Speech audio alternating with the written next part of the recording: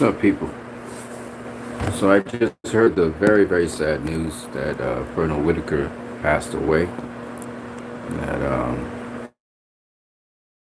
That he was in my car, fucking car. So what I'm gonna do in tribute to him is I'm gonna go through his boxing career. It's an exceptional boxing career. You know, Oscar has an exceptional one, and Pernall Whitaker has an exceptional one. So, let's get into it. You know what was interesting though was listening to Jackson Hopeful says top 5 fighter ever. That motherfucker was one of the best, really one of the best. I mean, let me just say, it's sad that I'm talking about him now that he's dead. You know, I really should have done more videos on this. There are certain motherfuckers out there who I believe would have beaten Floyd Mayweather. It was possible for them to beat Floyd. He's one of them. See, if you can't hit it, you can't win. And Pernall Whitaker was very elusive. You know what I'm saying? And of course, Floyd would have had to change modes, or Whitaker would have had to change modes. One of them would have had to change modes to go at the other one, you know. Both were good boxers. I would give Floyd the edge on Whitaker only because he's an understudy of Whitaker. Floyd was able to spar Whitaker. Floyd was able to learn a lot from Whitaker. Whitaker always said positive things about Floyd Mayweather. You will not find a video of Pernall Whitaker. Pernall Whitaker mentored a lot of boxers out here. All right, up to very recently, I saw him. He was ringside mentoring a boxer as he was fighting. So, you know, the sport has lost a significant player in it, in Pernall Whitaker. I can't say enough about him. All right, so what we're gonna do though is I'm gonna show you a real motherfucking resume. Okay, when you say Sweet Pea, that motherfucker. Sorry about the cursing. When you say Sweet Pea, you're talking about another level of boxing. All right, not only defensively but offensively as well. And some of it's textbook and some of it's just magic. And Floyd doesn't have a style like Pernall. You always say compared Floyd to Pernall. He doesn't have a style. Pernall has his own motherfucking style. Period. All right, just the way how he moves going backwards is just unique to Pernall Whitaker. Nobody else does it like Pernall does. There's only one Pernall Whitaker. So what I'm gonna do, you know, in tribute to him and his family right now at this time, his family probably, you know, that's a sudden thing to get knocked down by a car. I don't know what the circumstances were. I don't know who did it. I don't know what it's all about. This much I would say. Condolences go out to his family immediately. I mean, I had my mom died this year. You know, some other people, their parents died. And for the kids, you know, his children, you know, condolences to them. This is a sudden thing that just suddenly happened. And so that's going to be very traumatic as you go through the rest of your life. You're gonna have the trauma on you. My neighbor, he died in a car accident, and I don't think it was his fault at all. It was sudden. You know, he was living well, he was healthy and everything. He was just dropping off his family coming in from the airport, and everybody died. Okay, so that's a very, very sudden piece of news.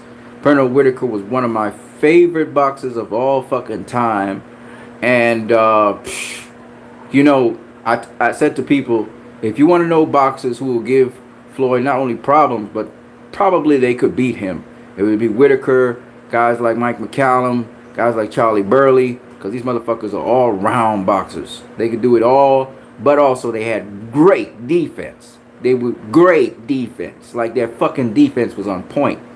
Those guys give Floyd a hell of a lot of problems to solve. And they're the ones, other motherfucking power punchers, nobody gives a fuck about them. They're not gonna land no shit, right? It's the ones who had And a guy on Leonard's level, he's cool. You know, Sugar Ray Leonard was cool, you know, and all of that, but he wasn't going to beat Floyd. Guys like Pernall fucking Whitaker. Guys like Mike fucking McCallum. You know, Mike McCallum was a little bit slow. You know, went to the body a little too much. But Mike McCallum, Charlie Burley's from way back. So more than likely Floyd would beat him. But hey, guys like Charlie Burley, guys who had complete game. The nice thing about Whitaker and Burley was they worked off of their jab as well. So they kept their jab into play. You know, somebody who really knew how to work a jab was Ezra Charles. That motherfucker knew how to work his jab. It was long and rangy, and he knew how to work a jab. You know what I'm saying? The timing, how he timed the jab, you know. So, you know, that's the thing with Whitaker and Burley. And Floyd, he knows how to work a jab too and do different types of jabs, but Floyd don't really necessarily work it. And if you have a really good jab, you know how to use the jab properly, you're going to give Floyd problems if you also or yourself are very slick, very skilled. You know, that's why some people thought Erislandy Lara could beat Floyd. I could see what they're talking about, but Erislandy Lara didn't have the defense like a Whitaker or Burley. Burley moved around a little too much, but Whitaker was the king of the pivot. You know, and he pivoted going backwards. So he could fight you going backwards, literally going backwards. You know, that shit. Shit. You got to watch Pernall Whitaker do his pivot turns on people. You know, and he can fight on the inside, use the shoulder, bump you. You know, for a small guy, Whitaker was the first guy, you know, he kind of inspired Floyd too. Because he was a small guy fighting bigger guys. All right? Floyd superseded him in terms of his accomplishments doing that. But you could see that Whitaker was Floyd's mentor in certain aspects. But let's just talk about Pernall Whitaker's his resume. BoxRec got it listed out here. So I'm going to roll through it. So Pernall Whitaker is one of those motherfuckers who started boxing. And they started him off tough. His very motherfucking first fight was against a guy with 11 fights and undefeated. Now the reason is because Pernall Whitaker had been three-time Olympian, I think it is, 2 gold medals and 1 silver medal. So this motherfucker started off hard, like Oscar De La Hoya. They didn't start him off easy at all. It was a 6-rounder. He's facing an undefeated fighter in Farane Camus. And this dude had 11 fucking fights. Pernall Whitaker had no fights yet. And he had been undefeated in the 11 fights. So this guy, pro-wise, not amateur-wise, etc. Pro-wise,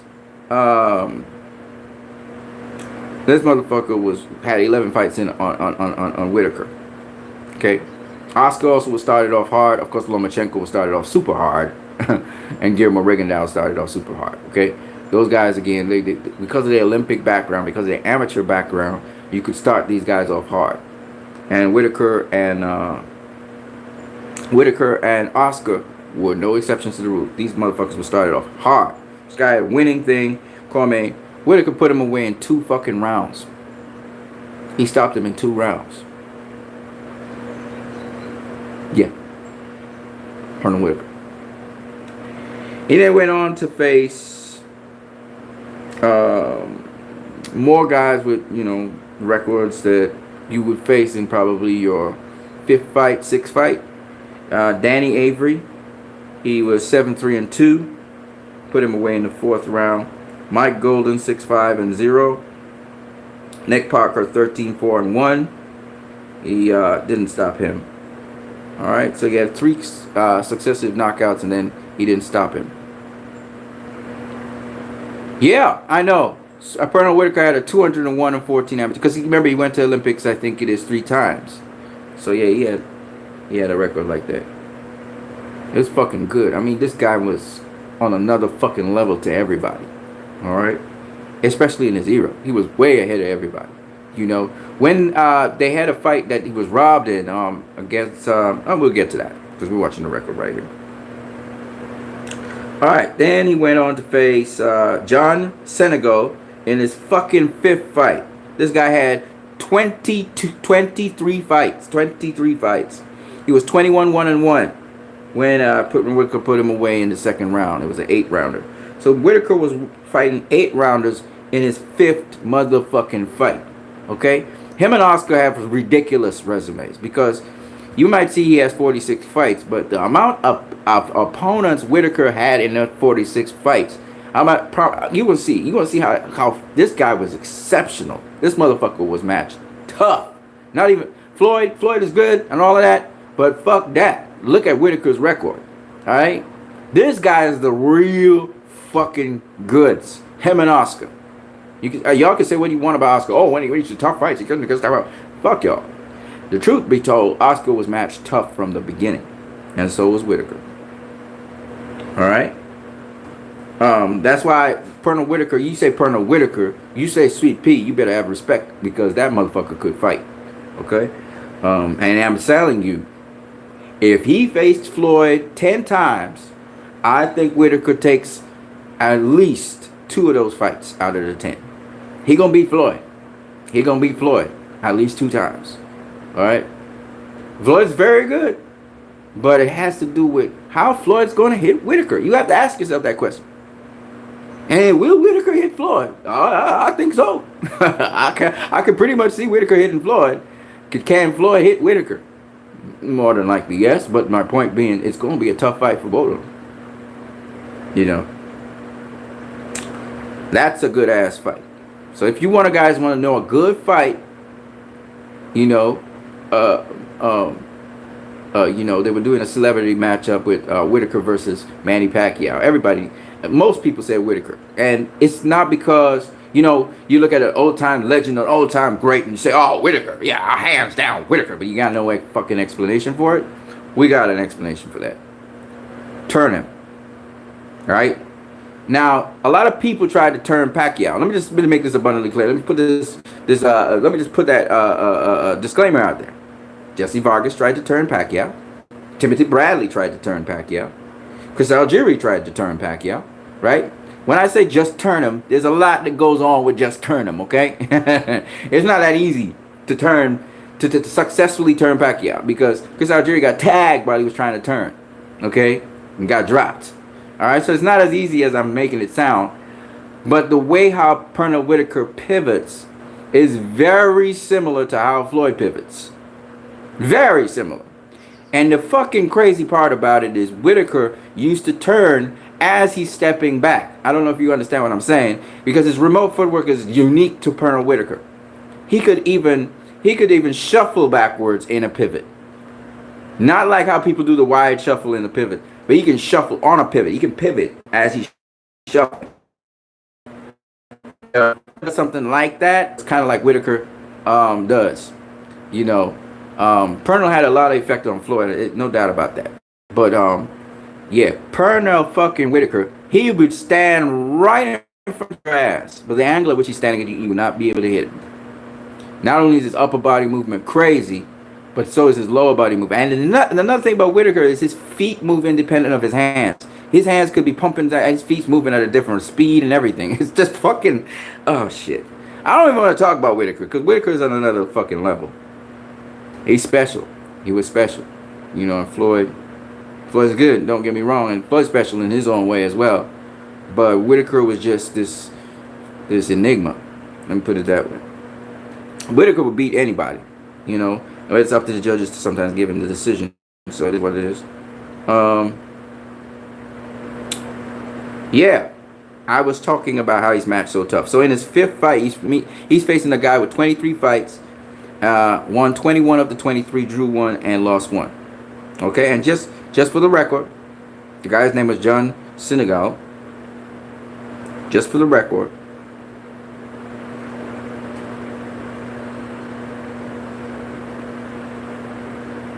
When he met Pernall Whitaker,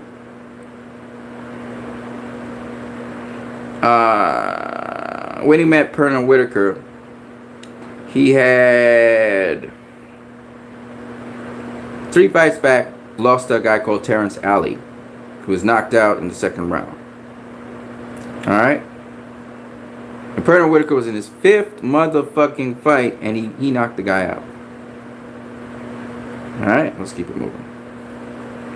Alright, so he went on to face Jesus de la Cruz, who was I would stay busy fight, put him away. He faced John Montez in his 6th fight, or 7th fight. He faced John Montez, who had 32 fights. 32 motherfucking fights. John Montez. He's a good ass fighter too. The fight went the distance. He fought him at super lightweight. He was a good fucking fighter. Good fucking fighter. Now, to be honest, Cornelius Boza Edwards had faced him the fight before. Okay, so he had lost to Cornelius Boza Edwards, a unanimous decision. Then Whitaker faced him. But the fucking thing is, Cornelius Boza Edwards, he had 48 fights. Okay, Pernall Whitaker is in the 7th motherfucking professional fight. You know what I'm saying? Jackson loses to Mike McCallum. He lost. Hold up. He lost similar in James Toney. What? No, man. The first fight with James Toney? You could edge that to Mike McCallum. And that was an old Mike McCallum. Oh, he big. Nah. Think about what I was saying. Mike McCallum was something. Okay, Floyd had a lot more movement. But my point anyway is not even that. My point is Floyd versus Mike McCallum is going to be a hell of a fight. It's going to be a hell of a fucking fight. I guarantee you that. It's going to be a hell of a fucking fight.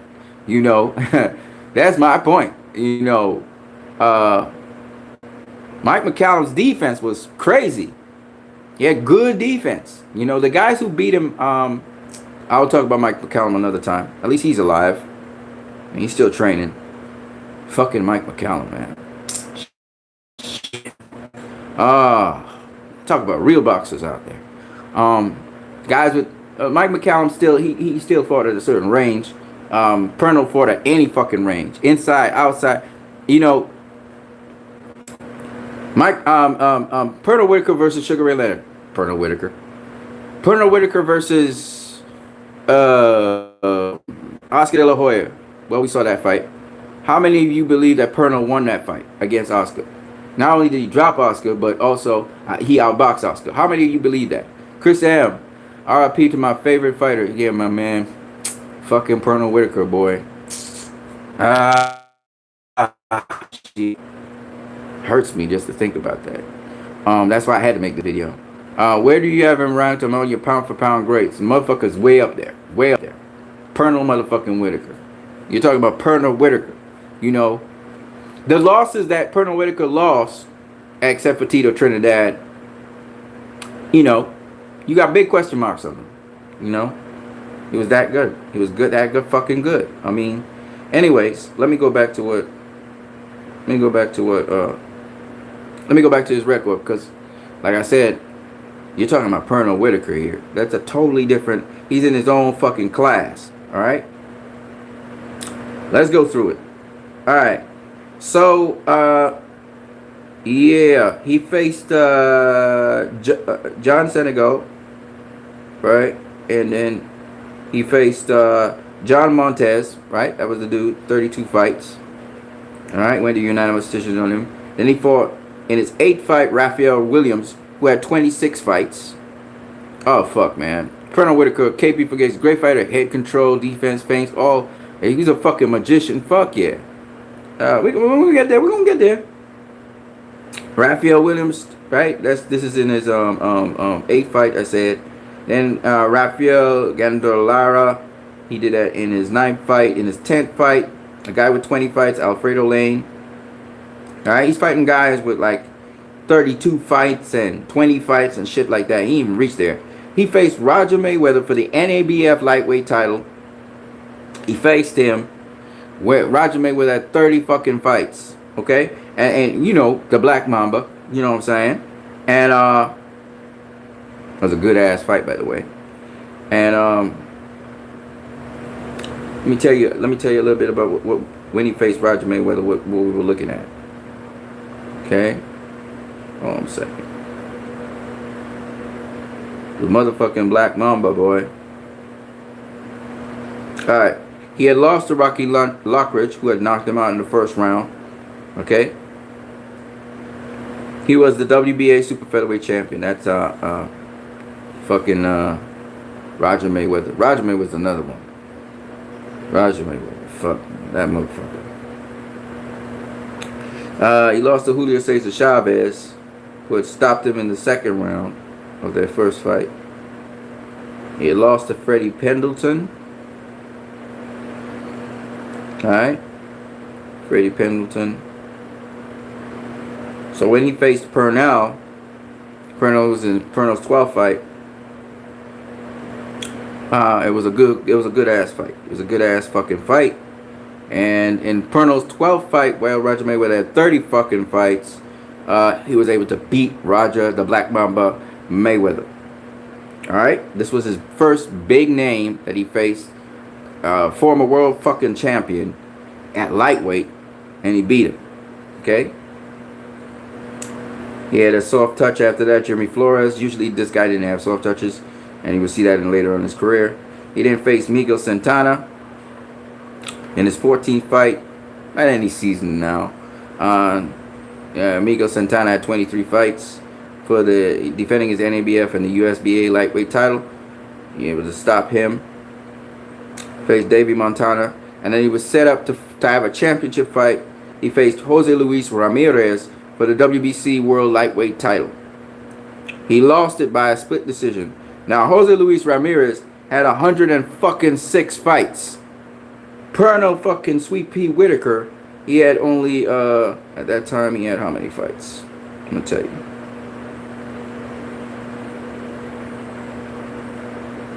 That motherfucker had 16 fights. 16 fucking fights. Alright? 16 fucking fights. This is just crazy. Just thinking about it just makes me, I'm like, fuck. You 16 fights in, you have a championship fucking fight. You know what I'm saying? Joey Palada, rest in peace, Sweet Pea. Shout out to you, Joey Palada. KP from KSP. He supported Floyd back in the day. Yeah. Motherfucking Floyd, Zab, and two other guys. Oh shit, I know his name. The trainer dude. Didn't know that. Yeah. He faced Roger Mayweather in his 12th fight. Yeah. I'm telling you, man, this motherfucker. I keep on saying motherfucker. I mean in a positive way, not in a bad way. Jose Luis Ramirez. He was robbed in that fight against Jose Luis Ramirez. Go watch the fight. It was in 1988, sorry. March the 12th, 1988. Watch that fucking fight. Watch that fucking fight. He won that fight. You know what I'm saying? He won that motherfucking fight. 16 fights in, folks.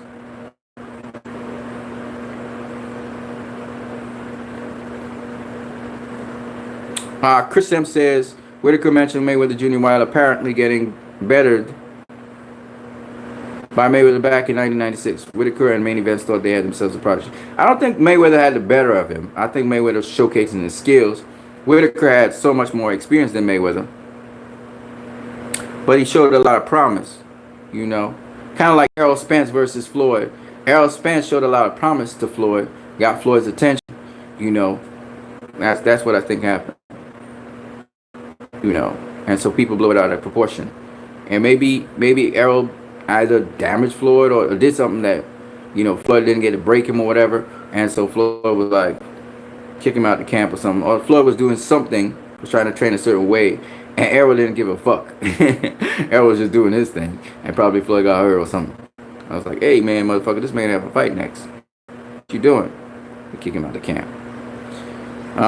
Main events. Chris M says. That's why Errol Spence is like the second coming, because Floyd sparred that motherfucker, and that motherfucker gave him good work. Main events before, because sparring is not exactly, sparring is crazy, but it's not exactly what people think it is. Main events before they traded Fernando Vargas with Top Rank and sent Mayweather to Top Rank. Oh really? Main events could have had Floyd? Shit. Just imagine instead of Judah. Oh, Zab Judah was Whitaker's prodigy? Fuck. Man. Some crazy ass shit. Anyways, back to what I was saying. So in his 17th fight, he faced Jose Luis Ramirez, an experienced, relentless motherfucking fighter. And Whitaker beat his ass, but they gave Ramirez the decision. He then went on 2 fights later to face Greg Hogan. Everybody know Greg Hogan. He was the IBF World Lightweight Champion, and he beat his ass comprehensively. Okay, so he faced 3 fucking legends, and he ain't even made 20 fights yet.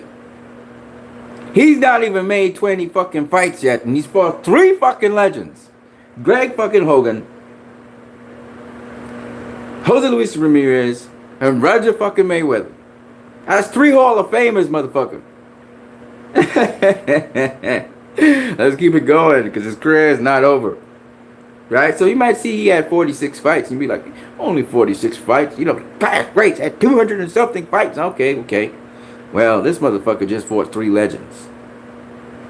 And he ain't made 20 fights yet. Oh. After that, he defended against the undefeated Louis Lamelli, his IBF title. Then he unified with Jose Luis Ramirez, this time comprehensively beating his ass. They had to give him the decision. And he got the WBC title, so he unified that. Okay. Then he went on to face Freddie fucking Pendleton. Freddie Pendleton was a good ass fighter. You know, one of those guys who, I don't think he ever became world champion, but he was a good ass fucking fighter. Alright, so we have to include Freddie Pendleton as one of the legends, who had only had 1 loss, and that was to John Molina, I believe. Alright, and he beat him. Okay, because Azuma was not his preferred weight, which I think was super featherweight or bantamweight or some shit like that. But nonetheless, Azuma Nelson, which is number 4. That is 5 motherfucking legends. And he's probably in his 20th fight by then. I think he's in his... Azuma Nelson had 32 fights. So let me see. I will tell you.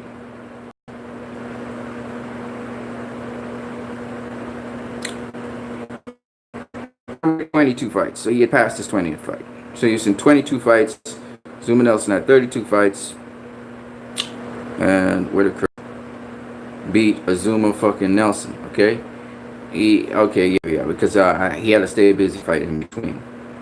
Anyways, he then faced Juan Nazario, who was a former world champion, and he was fighting him for, and he was a world champion actually. He was a WBA World Lightweight Champion. Juan Nazario beat his ass. Now he's not a legend in the sport of boxing, even though he was a world champion in multiple weight classes.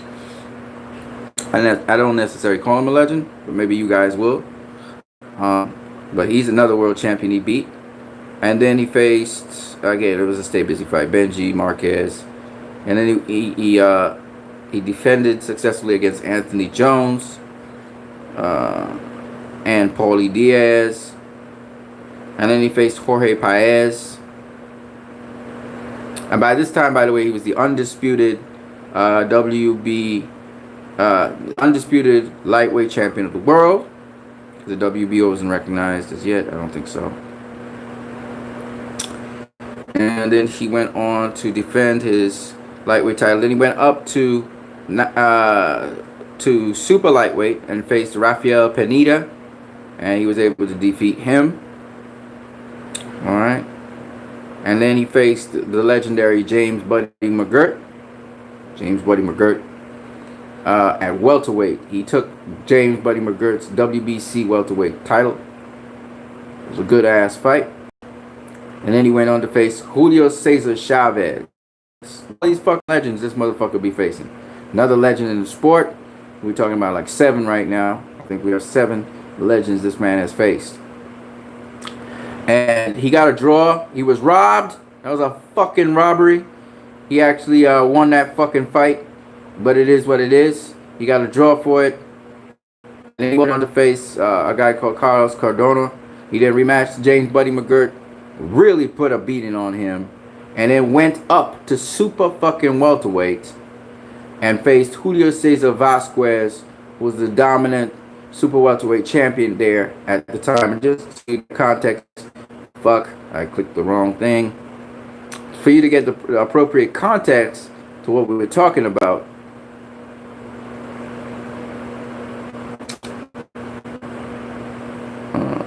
1 second. Julio Cesar Vasquez This motherfucker as champion, he came off of beating. He came off of beating Winky fucking Ronald Wright, who was undefeated. He beat Winky Wright. He beat Winky Wright's ass. Alright? And that was fights before he faced Pernall Whitaker. So Winky Wright, who's a damn good fighter, of course he wasn't a world champion at the time, who had suffered a loss against Vasquez. He had to get dropped. He dropped Winky Wright. He went on to face Pernall Whitaker. He's a smaller guy. He's a welterweight. Vasquez is a huge super welterweight, you know, with power and stuff. And Whitaker just outboxed his motherfucking ass. He outboxed his ass. I got the super welterweight title, but he said he was never going to go back up to super welterweight after that. All right, just so y'all guys will know how legendary fucking Whitaker was. All right. And after that, he defended welterweight a couple of times against some undefeated fighters and some other very good fighters. Faced Wilfredo Rivera twice. He faced Disoblaze Hurtado, who was a lightweight world champion, and he was able to stop him in the 11th round. And he faced Oscar motherfucking De La Hoya. Again, some people argue that he beat De La Hoya. Sometimes you could say De La Hoya got the win, but it was a close fucking fight. It wasn't no unanimous decision. He dropped Oscar De La Hoya as well. He won that fight. And then he went on to try and get the IBF World Welterweight title against Felix Trinidad. This is in 1999. He lost that fight to Felix Trinidad. Felix Trinidad dropping him late in the fight. And then his career ended in 2001 when he damaged his arm against Carlo Bojorquez, who it said that Bojorquez TKO'd him, but he didn't TKO him. Whitaker was actually winning that fight until he hurt his arm. And so he had to. So yeah, that was Pernall Whitaker's career. You know, the only legitimate loss you can give Whitaker was against Felix Trinidad and Carlos Bojorquez. Really, the other losses that they gave him with Oscar De La Hoya, and also he only had two other losses, which was against Oscar De La Hoya and against Jose Luis Ramirez. Those really losses. He wasn't supposed to lose those fights, you know. And then on top of that, when you look at his draw with Julio Cesar Chavez, he should have gotten a win there, but politics played a major key, and so Chavez was able to stay undefeated. But really, he had suffered his first loss to Pernall Whitaker. It is what it is. It is what it is. In the 88 fight, he really lost to Whitaker. So, you know, Bojorquez, really, Whitaker just continued because of his arm or his clavicle or something that broke. And Felix Trinidad, that was a legitimate loss. He lost to Felix Trinidad, you know. And I'm sure if he was really, you know, healthy like he should have been, I think he would have beaten Felix Trinidad easily, because he was basically maneuvering Felix Trinidad, just not launching much offense that was working. So at the end of the day, and the other thing about this man is he had a 69-inch reach. He didn't have a reach advantage. He didn't have a height advantage on most of the guys and everybody else. You know, the words sweet, sugar, and pretty were used for a certain day. So you had Pretty Boy Floyd, you know, you have Sweet Pea, you know, you have Sugar Shane or Sugar Ray Robinson or Sugar Ray Leonard. So these words were used because the guys, you know, they looked sweet in the ring. They looked, you know, they had style. They had what we call swag now today. You know, they had that really nice, slick style. It wasn't just mechanical. You know how Lomachenko looks very fucking mechanical?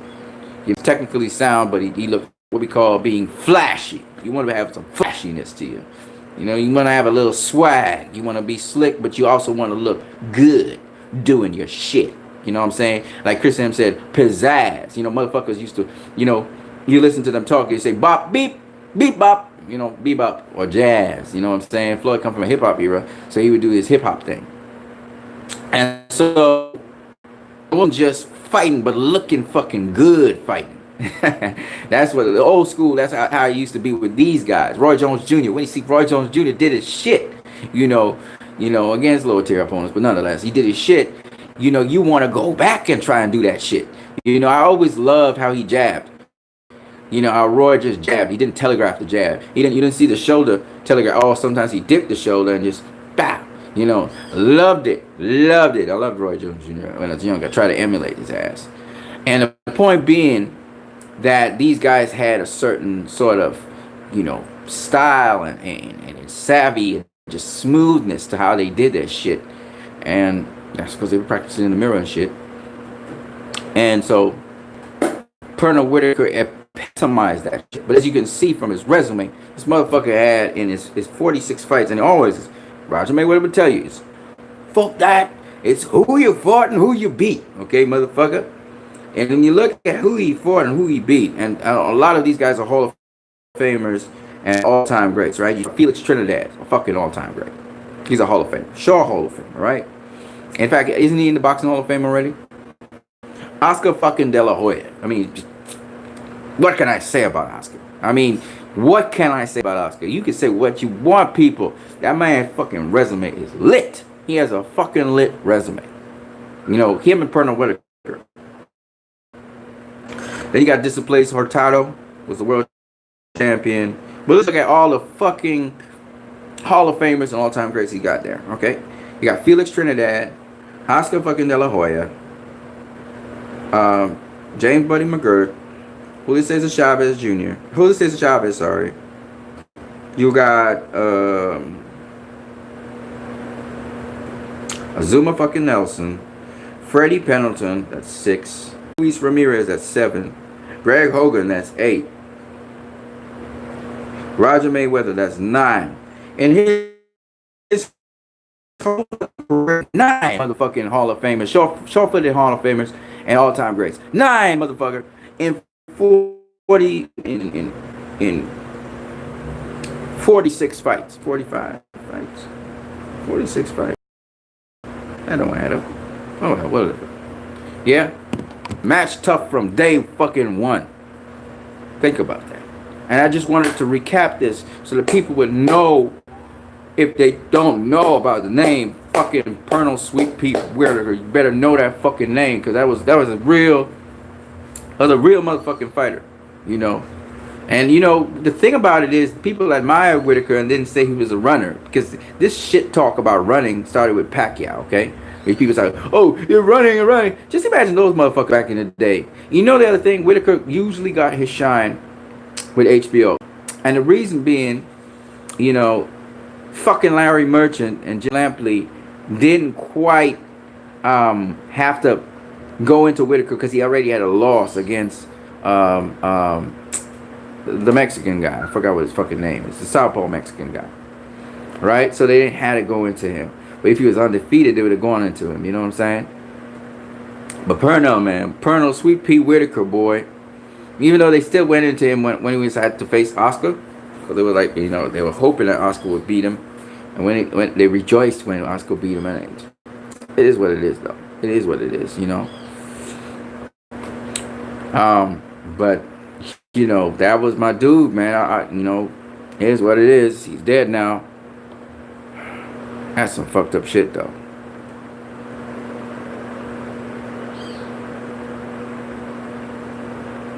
Chris M asks me, who do you rank higher, Floyd Mayweather or Pernall Whitaker? Oh, always gonna be Mayweather over Whitaker. It's nothing particularly. It's not because, you know, I'm this big Mayweather fan or anything. It's just that the logic behind it is Floyd comes off of Whitaker's era, so he got to build off of Whitaker. And Floyd keeps on saying this shit over and over, and people just don't register. These guys paved the way for where I am today. All of these fighters, all of these different people who gave me tips and advice, and they wanted to see me well. See, the guys like Pernall Whitaker want to see the other fighters succeed under them. And Floyd, similarly, has to carry on that charge. He can't be selfish. He has to want to see these younger fighters supersede and do better than he did. And you listen to Lennox Lewis try to give like Deontay Wilder tips. You see Bruner giving Dubois little tips and shit, trying to teach the fighters so they could supersede what they did. Because my fucking legacy is not linked to your ass. Therefore, you must succeed because I am mentoring your ass. You know what I'm saying? So they kind of have a personal investment into the success of this fighter to supersede, just like how Floyd Mayweather Sr. wanted wanted his son, Floyd Mayweather Jr., to supersede what he did. Okay, he was a good enough boxer. He was all right, but now he wanted his son to do better than him. And that's the idea. You want the next fucking generation to be better than you. Your generation. You want them to pass your records. You want them to be better. You understand? And the nice thing about guys like Deontay Wilder and all these boxers you see at the top tier, because they're not even 1% of the amount of boxers out there. These fuckers listen. These fuckers listen. They're humble enough to listen and learn. And that's what made Wilder and all these guys and Tyson Fury, now it's their day in the sun. They could start talking shit and all that, because they're now mentors to the younger guys coming up. Because it's a fucking fraternity. Boxing's a fraternity. Derek James just recently talked about boxing's a fraternity. He went and attended Mikey Garcia's charity event, you know, because he was saying, I'm a fan of Mikey Garcia. Y'all don't understand. I'm a fan of these dudes. You know, I had to go up and face Mikey Garcia. You know, it was different then. But I'm a fan of certain... It must be conflicting sometimes for you to have to face somebody you're a fan of. But I'm just saying, if you really like the sport of boxing, you know what I'm talking about, people. If you really like the sport of boxing, you're gonna be a fan of a lot of boxers. You're not just gonna be a fan of one boxer, you know, and you pit that boxer against other boxers and all that shit. You will be a fan of all boxing. I look at Unrivaled Boxing. That motherfucker was watching all the fucking fights, and I was like, shit, this dude is into this shit. You know what I'm saying? And unfortunately, I can't spend all my day talking about boxing with you guys and just, just watching fucking fights and also, getting yourself in shape. Because as you can see, I'm dressed in an outfit. I did my ab work again. I did my core body work. I did my squats. I was working out, motherfuckers. That's right. I was working out. I'm practicing my box steps. I'm practicing my little pivots and moves and shit. It's hard. I'm telling you, it's hard for me because I have to kind of motivate myself. I don't have no fucking coach. I ain't got no place to go. I'm just kind of motivating myself and just keeping it moving, because in my country, I don't know, the places where they actually train. I don't even know where they are. But it motivates me, when I see, these guys, how they train, how they do things, how they keep their body so clean. They talk about clean foods and clean eating and healthy eating. There's no fucking flour. You don't use no fucking rice. These motherfuckers be eating clean and still eating good, but eating clean. You know what I'm saying? And that's the shit. Stay away from sugar. You know what I'm saying? And if you practice this shit in your life, you will not be sick. A lot of y'all guys are sick because, one, you're too sedimentary. You're always sitting down too much. Whether it's in a car where you're driving, you're just fucking sitting down. You need to take a walk. Sometimes, fuck your car. Take a walk. Get a bus. Get walk to somewhere. Walk. You know what I'm saying? And for those of you who not really in the greatest health, so that you can't run and jog, or you have damage with or you're overweight, whatever, stay active. Walk. Move. I was watching that Peter yesterday, and he was busy, helping a friend with a boat. He's constantly active.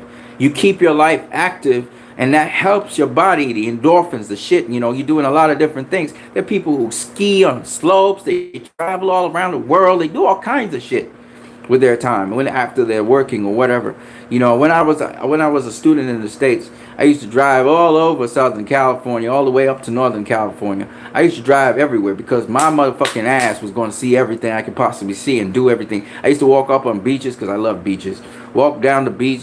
Doesn't matter if the beach, is a beach that you can't go in the water because the water's so nasty. I go up and down the beaches. People at the fireside be playing their little guitar and stuff. California people love their guitars and stuff and singing around flames and shit.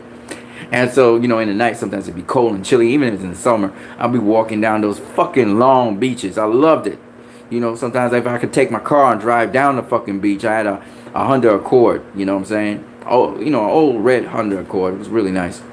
I would drive down the beaches. And the point behind it anyway is, and if you can get to a beach, you could train even better because, it's less damage on your feet. I'm 44 years old, trying to pick up boxing. I just want to do one fucking professional fight or one fucking amateur fight. Get in the ring with somebody. I want to get my sparring up to scale. I start sparring, but I ain't ready for fucking sparring. I'm still working on my stance. I'm still working on my punches.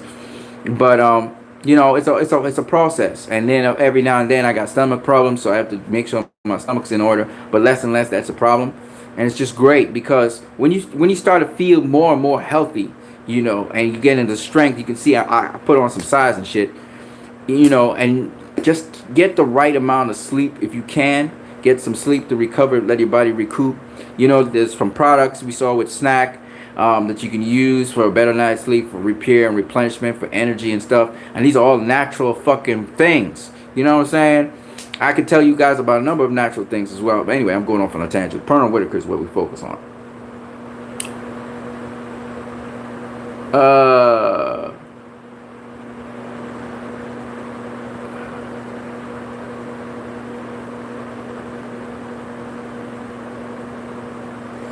Lampley and Merchant had to go into Mayweather because he called HBO's contract as a slave contract and was too cocky. Yeah, the motherfucking house nigga, who he thinks he is, slavery. Just like what you said. Chris Sam says according to Merchant. Yep, Larry fucking Merchant. I don't like Larry Merchant. I'll be honest with you. I don't like him. He gets respect from people in the business, but I don't really like him. I don't like him. I don't like what he did for the sport of boxing, how he tore down fighters because he had his personal fucking agenda with it. If Paulie Malignaggi got an issue with you, Paulie's not going to bring that in the ring with your fights. He's going to assess the fight as it's fucking going. That's why I like Paulie. It don't matter what Paulie thinks about a fighter, okay? Once he puts on his fucking professional hat, he ain't got no fucking agenda. He ain't got no fucking vendetta against the fighter. He's just watching what the fucking fight is presenting and calling the fight as he sees it. You know what I'm saying? That's why I like Paulie, and that's why Paulie's in demand by, Sky and all those British stations, because they know Paulie know his shit. You know what I'm saying? Jackson the Hopeful says Sweet Pea was short too. Yeah, he 5'6". He was a short dude. Shorter than Floyd. Had shorter reach than Floyd, and still was controlling the action. Chris M. I ranked Mayweather higher, and Whitaker was my favorite fighter of all time. Even if you rank Whitaker over Floyd, I wouldn't be mad because he deserves it. You look at his fucking resume. Look at his resume. 9 Hall of Famers, 9 all-time greats. I don't think Floyd has as many as he has. You know what I'm saying? You look at he was fighting competition Floyd wasn't facing until Floyd's 19th fight with Gennaro Hernandez. You think about what I'm saying. I mean, amateur wise, Floyd wasn't even touching him in the amateurs, right? His amateur career was just extensive compared to Floyd's, right? But just looking at those 46 fights, and that's why people say, oh, this guy had 200, 300 and something fights. And I'm like, okay, but what did he do in this 300 and something fights? You know what I'm saying? Because it's, again, when it boils down to who you fought, who you beat. Pernall Whitaker fought unquestionably 9 motherfucking Short Flame Hall of Famers and all-time greats. 9 in his career. He only had 46 fights. He had less fights than Floyd. And I don't think Floyd has as many Hall of Famers and ATGs as Pernall Whitaker does. Think about what I'm saying. So, it's not how many fights you've had. You know what I'm saying? They talk about Julio Cesar Chavez. He had 87 fights without losing them. 88 fights without losing a fight. And I don't give a fuck. Right now, Wenyan Menyoth, he's got like 54 fights. He ain't lost a single fight. He had about 7 or 8 championship fights. What does that mean? It don't mean shit. Who has he faced? Who has he beat? You gotta ask yourself those fucking questions. It's always level of opposition. So when my boy Get This Smoke asked a very fucking relevant question. Okay, Floyd's plus minus ratio is this, but the opposition that he faced, when you compare them to all-time opposition, do they meet the test? And I can argue, yes, they do. Because I can show you that Diego Corrales, the equivalent of Diego Corrales for, say, for instance, Sugar Ray Robinson, would have been, I don't know who. Because I guess Sugar Ray Robinson, when he stepped up to super heavyweight, and he faced the light heavyweight dude who was much taller than him, much bigger than him. Because you got to think of a guy that's much taller, much bigger than you, and he can punch like a fucking mule, and he's been stopping everybody, right? And I don't think Sugar Ray Robinson ever had somebody like that. Sugar Ray Leonard did in Thomas the Hitman Hearns, right? Freak, you know, at welterweight. Clearly superiorly taller than Leonard, you know, 6'2". Leonard's like 5'10", my height, right? And, you know, and fucking punches like a fucking mule. He's been stopping everybody, right? So Diego Corrales has been compared to Thomas the Hitman Hearns. Diego Corrales had a different style. We know that Diego Corrales was he had a different style of fighting to Thomas the Hitman Hearns, who was more of a boxer type, boxer puncher. Diego Corrales was more of a swarmer, brawler, puncher, more like to work on the inside, you know, sometimes negating his height and reach, but initially he uses the jab from the outside to get you before he comes in the inside. So he was a different kind of fighter, but nonetheless, the point is, motherfucker could be compared when you look at who he fought. Diego Corrales was mowing down champions, and he was destroying them, okay? And Thomas Hearns was doing the same, former champions, right? So, well, that's Rain. So Diego Corrales, why am I talking about this though? When we're talking about Pernall Whitaker, I've gone off on a tangent, guys. But nonetheless, it's an hour in. Ooh, it's almost 1 o'clock. I gotta get moving too. My point being, anyway, that fucking Diego Corrales was a beast, okay? And he was about, I think he was about the same height as Thomas Hearns. I think he was 6 foot. And this is a super featherweight we're talking about. This dude was like a beast at super featherweight. Floyd didn't, it wasn't even competitive. It wasn't even fucking competitive. That's why they said Floyd on a completely other level to Sugar Ray Leonard and all them guys. It wasn't even a competitive fight.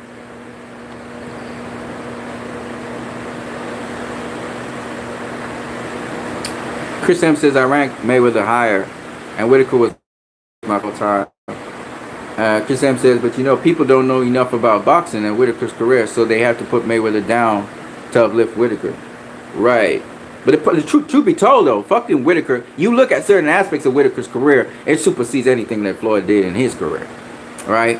And there's certain things that Whitaker could do in that ring that Floyd couldn't do in the ring. It's just what it is, just movement-wise. Okay? And then there are other things that you can see Floyd in his own way borrowed from Pernall Whitaker. And one of the things in boxing is to get low. So when you dip, you know, Whitaker had a certain way of dipping. Floyd doesn't do it like that, but Floyd does it in his own kind of way, dips as well, and he added that to his arsenal. Chris M, that's sad. People just say irrational things to try to fit in. Yeah. You know, they don't think for themselves. I would like people to think more for themselves. Jackson the Hopeful, I shadow box a lot to stay a little active. Yeah, man, keep it going, bro. You must show us some videos. You know, we must get some videos, you know, going. You know, people doing workouts and shit. You know who does that? Rascalot 222, I think, or 02, whatever. Yeah, that motherfucker works his upper body. He shows a lot of upper body shit. That's really crazy. But I personally want to show all round workout. I'm show you guys. I'm gonna do some reps for you guys. I don't do a whole set of reps, but I do the reps as the day goes along. So I'm gonna be going to do some more reps in a minute. It's to strengthen my body. Jackson the Hopeful. Whitaker had underrated power. He got undisputed by knocking out Nazaria in the first round. That's true. Juan Nazaria. That's true. I saw him be savage mode against Roger Mayweather. He was a fucking beast against Roger Mayweather. And he was savage against Buddy McGirt. Buddy McGirt admitted he got a nasty beating in that fight. Jackson the Hopeful says, Sweet Pea was damn near flawless from 84 to 97. That man, shit. Pernall Whitaker was a hell of a thing. And again, as you go up in weight, you have to deal with bigger guys. You're not going to be stopping people. But obviously, he was a tour de force at lightweight.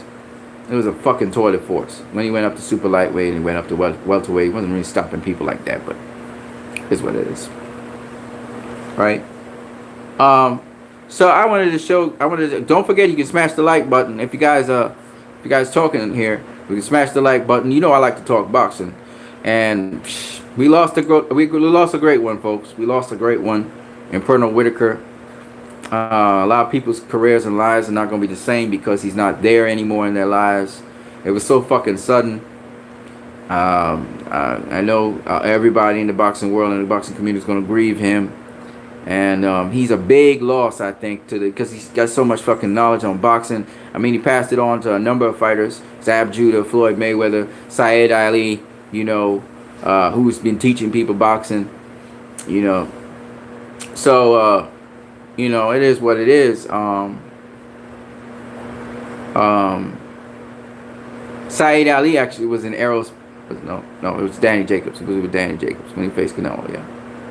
So boxing, man.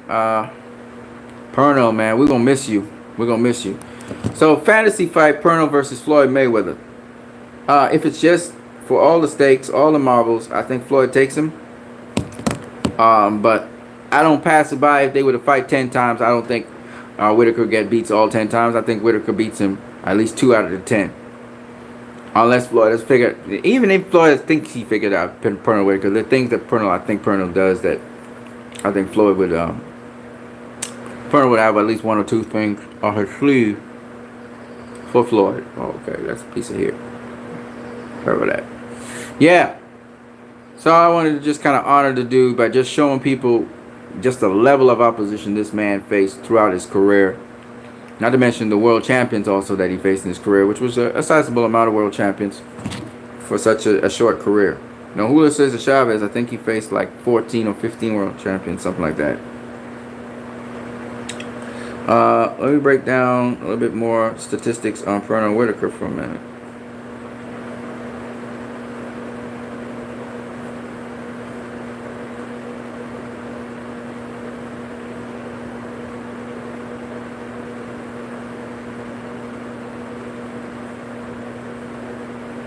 He also beat Frankie Randall in the amateurs.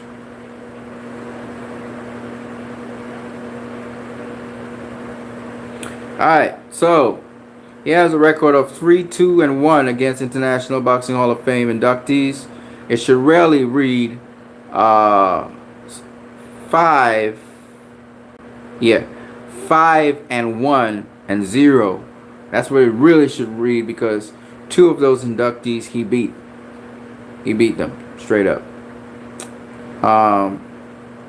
The only one he didn't beat was Felix Trinidad. I definitely give him that. He won against Azuma Nelson and James Buddy McGirt, who are both International Boxing Hall of Fame inductees. He lost against Oscar De La Hoya and Felix Trinidad, and he drew with Julio Cesar Chavez. Julio Cesar Chavez and Oscar De La Hoya, he should have beaten, you know, and they don't have him here, so there's probably another one.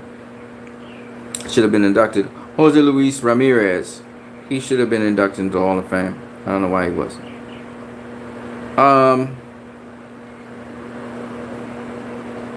He has a record of 19-3-1 in world title fights.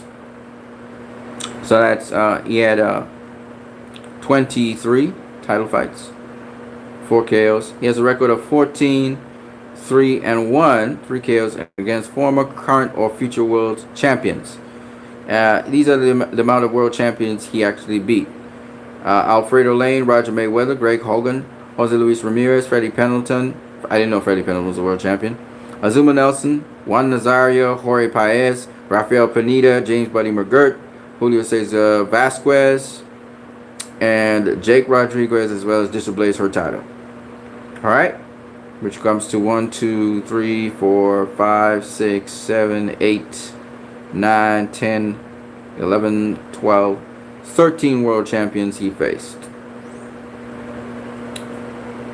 He lost against Jose Luis Ramirez, Oscar De La Hoya, and Felix Trinidad. Actually, he also faced Oscar De La Hoya, which would be 14. Felix Trinidad, which is 15. And he drew with Julio Cesar Chavez, 16. So he faced 16 fucking world champions. And here's the funny thing: Julio Cesar Chavez. Oh fuck, that was the wrong one.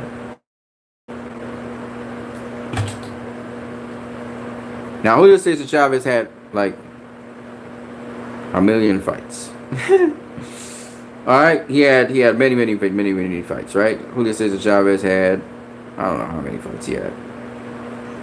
But Julio Cesar Chavez has a record of 31-4-2 in world title fights. That means he had 37 title fights. Okay? He won against Roger Mayweather, Rocky Lockridge, Juan Laporte, Edward Rosario, Rafael Lemon, Jose Luis Ramirez, Sammy Fuertes, Mildred Taylor, Lonnie Smith, Hector Camacho, Greg Hogan, Frankie Randall, Tony Lopez, Giovanni Parisi, and Joey Camacho. He lost to Frankie Randall, Oscar De La Hoya, Zoo, and he drew with Pernall Whitaker, Miguel Angel Gonzalez.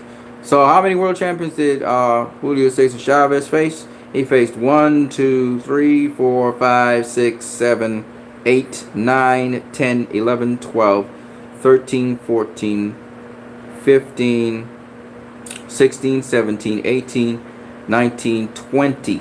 He faced 20 world champions. Okay? To 16 that Pernall Whitaker had. Pernall Whitaker only had 46 fights.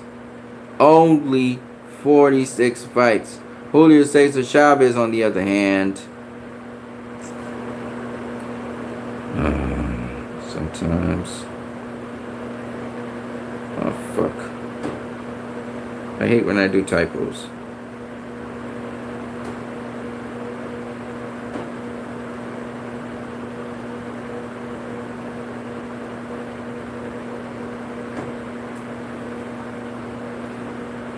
Hold on a second. All right, folks. Julio Cesar Chavez, on the other hand, had... Just hold on a second. Okay. Julio Cesar Chavez had 115 motherfucking fights. And at the end of the day, only faced 20 world champions. 115 fights. But only 20 world champions? You get what I'm saying? Pernall Whitaker has less than half of that. He has 46 fights. 16 motherfucking world champions. Floyd Mayweather only had 50 fights. And he had 24 fucking world champions, I think it is. I'll check. Okay? Oscar De La Hoya, in the vein of Pernall Whitaker, only had 45 fights. Only 45 fights. And he's doing good with his promotional company, right? And look how many world champions this motherfucker faced. Not beat, just faced. I'm making a point. Because people always talk, oh, this guy had 200 and something fights. This guy had 400 and something fights. Who cares? The fights that really matter, that's the fights we really care about. Not the other fodder. And then rematching people. Who gives a fuck about rematching people? So let me see here.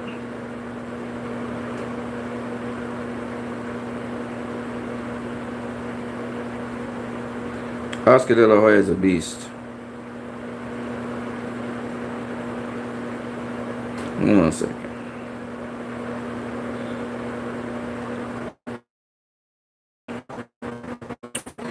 Right, in terms of the International Boxing Hall of Fame, he has a record of 5-1 with 3 KOs. So he lost one guy in the Boxing Hall of Fame, which is Felix Trinidad.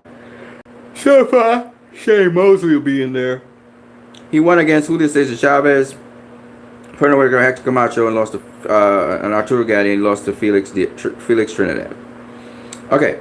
He has a record of 24-5 with 17 KOs in world title fights. That means he had 29 world title fights. Amazing. He has a record of 20-6 against former or current world titleists, which means he fought 26. This motherfucker fought 26 world champions. That's right. He fought 26. More than motherfucking Julio Cesar Chavez. 26 world champions. He won against Troy Dorsey, Jimmy Bredow, Jorge Paez, John Molina, Rafael Ruelas, Gennaro Hernandez, Jesse James Lair, Julio Cesar Chavez, Miguel Angel Gonzalez. Oh shit, it's not 26. Sorry, it's not 26. It's not 26. It's 26 fights. Sorry, my bad. Hold on. Miguel Angel Gonzalez, Pernall Whitaker, Hector Camacho, Ike Corte, Julio Arturo Gatti, Javier Castillo, Fernando Vargas, Yuri Boy Campos, Felix Sturm, Ricardo Mayorga, Steve Forbes. He lost to Felix Trinidad, Shane Mosley, and Bernard Hopkins, Floyd Mayweather, and Manny Pacquiao. Okay? So, how many world champions did he face? Here it is, folks. 1, 2, 3, 4, 5, 6, 7, 8, 9, 10, 12, 13, 14, 15, 16, 17, 18, 19, 20, 21, 22, 23, 24. In his fucking 46 fights, ladies and gentlemen, this guy has faced 24 world champions. Like how Floyd beat 24 world champions, this motherfucker faced 24 world champions in his 46 fights. So when people talk about, oh, this guy 200 and something fights, this guy 500 and something, this guy 1,000 fights, who gives a flying fuck? That's not what counts. It just means you were very active professionally in the boxing professional ring, where you could have just sparred some of those motherfuckers and paid them. Huh? So, glorified sparring or exhibition matches do not fucking count. They're padding on a resume. Got it? Just fucking padding. Nobody gives a fuck. What we care about is how many of these guys were worthy competition for you. What were the fights that really mattered? 26 of them mattered. Fights. 24 opponents. It's good shit, if you ask me. Sorry about that. I just fell down. That's good shit if you ask me. Alright? I'm just saying. Because people always talk about quantity, and it's quality that matters. Not fucking quantity. Quality. Oscar fucking De La Hoya. Say what you want about him. He faced a lot of world champions. Okay? Even more than Pernall Whitaker. That's ridiculous, isn't it? So, Julio Cesar Chavez. Alright? 18-4-2. That means, in terms of championship fights against world champions who were titleists, he had 24 fights as well. With 20. So Oscar outdid Chavez. He outdid his ass. In terms of fights that really matter. Just saying. You know. So I'm tired of hearing people talk about, oh, this guy fought 100 and something fights. I like throwback fighters. Blah, blah, blah, blah, blah, blah, blah, blah, blah, blah. Blah. Oh, it's fighters back then in the day with the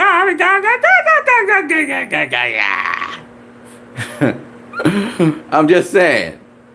You know, these fans, man. These fans. Oscar got a tighter resume than even Floyd, because in 40 fucking 6 fights he had 24 world champions he faced. He didn't beat all of them, but 24? Are you out of your fucking mind? That's fucking good. You know what I'm saying? And my point being, so for those people who don't understand, my point being that you have to look at that. Back in the day, when one world champion, you might have less world champions being mentioned there, but just look at notable names then. Notable names. Guys who were doing, exceptionally well, and their resumes had a reputation behind them. That's all you have to do. Alright, people. So, Pernall fucking Whitaker, man. He was a horse of a different breed. They don't make them like him anymore. And that's because he was just unique. He had his own style. He had his own way of doing things. And that's one of the guys that I say that give Floyd some work. Just because of the slickness and the defense. You need somebody who Floyd can't just hit like that. You need somebody like that who he taps the trap set. The person understands the trap set that you're doing and is able to be smart enough to know what to do there.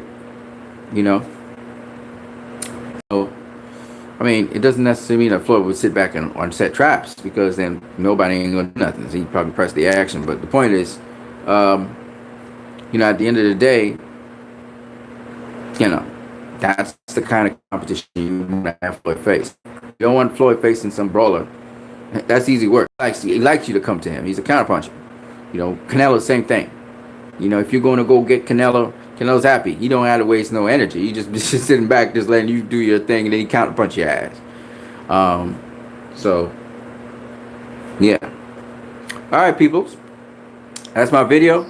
That's about an hour and 11 minutes in. We're going to be hour 12 minutes, and when it hits the hour 12 minutes, I'm going to shut it down. I hope you guys had a good one. Let me see in the live chat.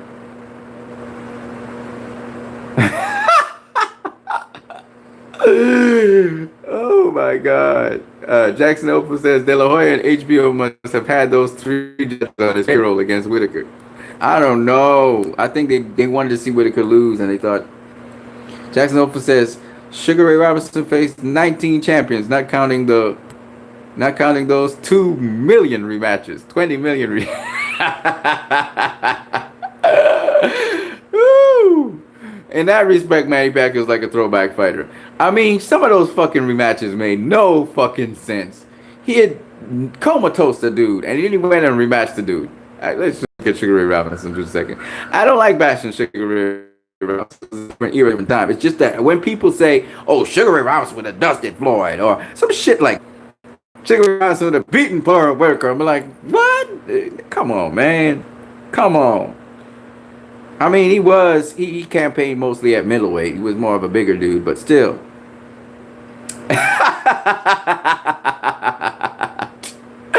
Sugar Ray Robinson faced guys like me in his prime. You're actually right, actually.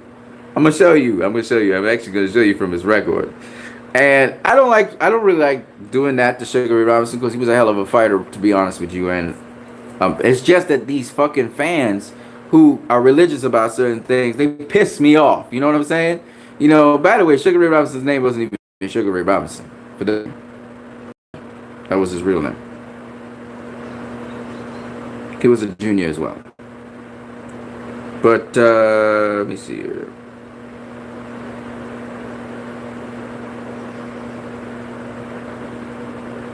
Hold on one second.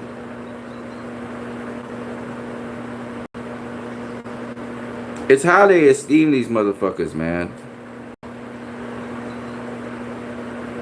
And then the excuse is, oh, it was a different time, a different era. So this is not a different time now and a different era. Why can't you respect this era? And this, he trash talking.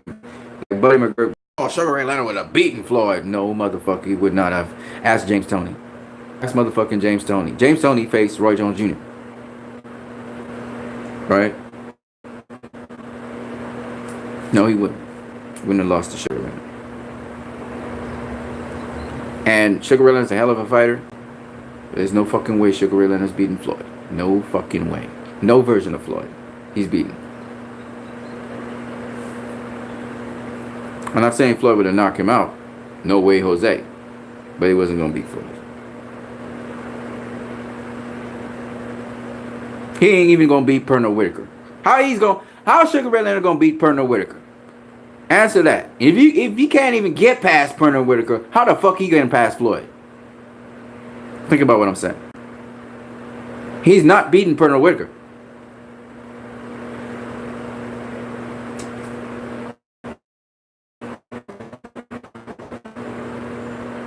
Pernall Whitaker made his ass look.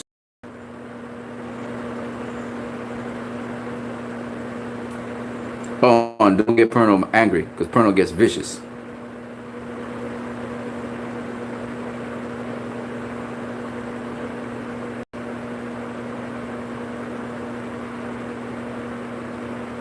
Very few people would have beaten Pernall Whitaker. I mean, you could rob him. That's how you can get a win, but very few people would have beaten Pernall Whitaker.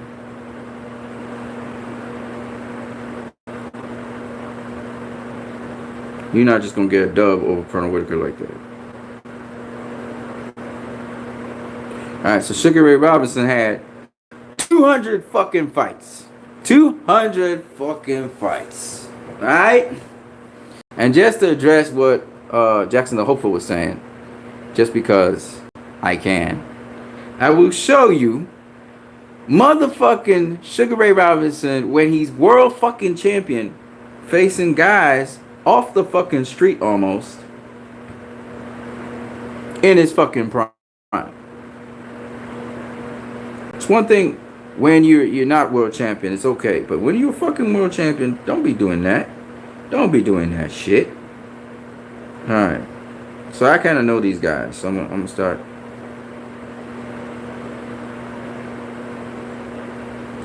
All right. While he was welterweight world champion, this is in his fucking prime, right? In his fucking prime.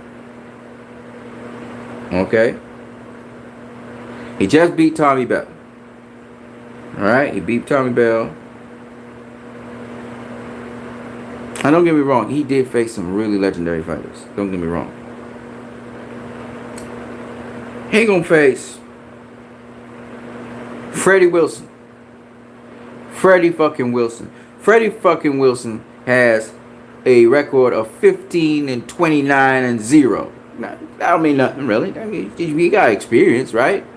What the fuck you doing facing that dude? Stay busy fighter, of course. KO'd in 3. He then goes on to face some good ass fighters here.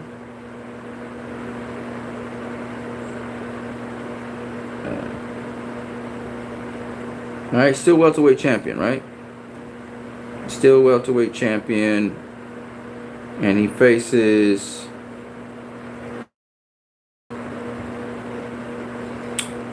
who's the guy I'm looking for? And you know, everybody talk about Freddie Flores, how he beat up Freddie Flores. Freddie Flores was 21-38-10. You know the clip with him beating up Freddie Flores? You know, y'all like that? Oh, look at it, he's gone. He's fucking 21-38-10. Okay?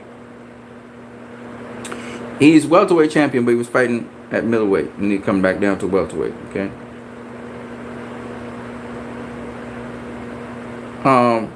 For a bunch of journeymen, Charlie Dudson, for example. But you're world champion. You face, there's a bunch of them, but you know Cliff Beckett as well. Cliff Beckett was, you know, the clip with him and Cliff Beckett. Cliff Beckett ain't no fucking fantastic fighter. It's just a clip though, so it is all good. Charlie Fasuri was an okay fighter.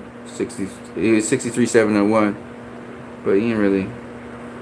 Basara was a motherfucking good fighter. That was a good stoppage. But let me show you. He wasn't as bad as Julio Cesar Chavez though. Julio Cesar Chavez used to fight debutantes and shit. Alright. Alright, so he wins the world middleweight title, loses to Randy Turpin, goes back, immediate rematch, beats Randy Turpin, okay? Beats Bobo Olsen, beats Rocky Graciano. All these are good fucking fights. They're championship fights. Alright, goes up, faces Johnny Maxim and so on. Alright. Talk about some fucked up fights right here. But he goes on to face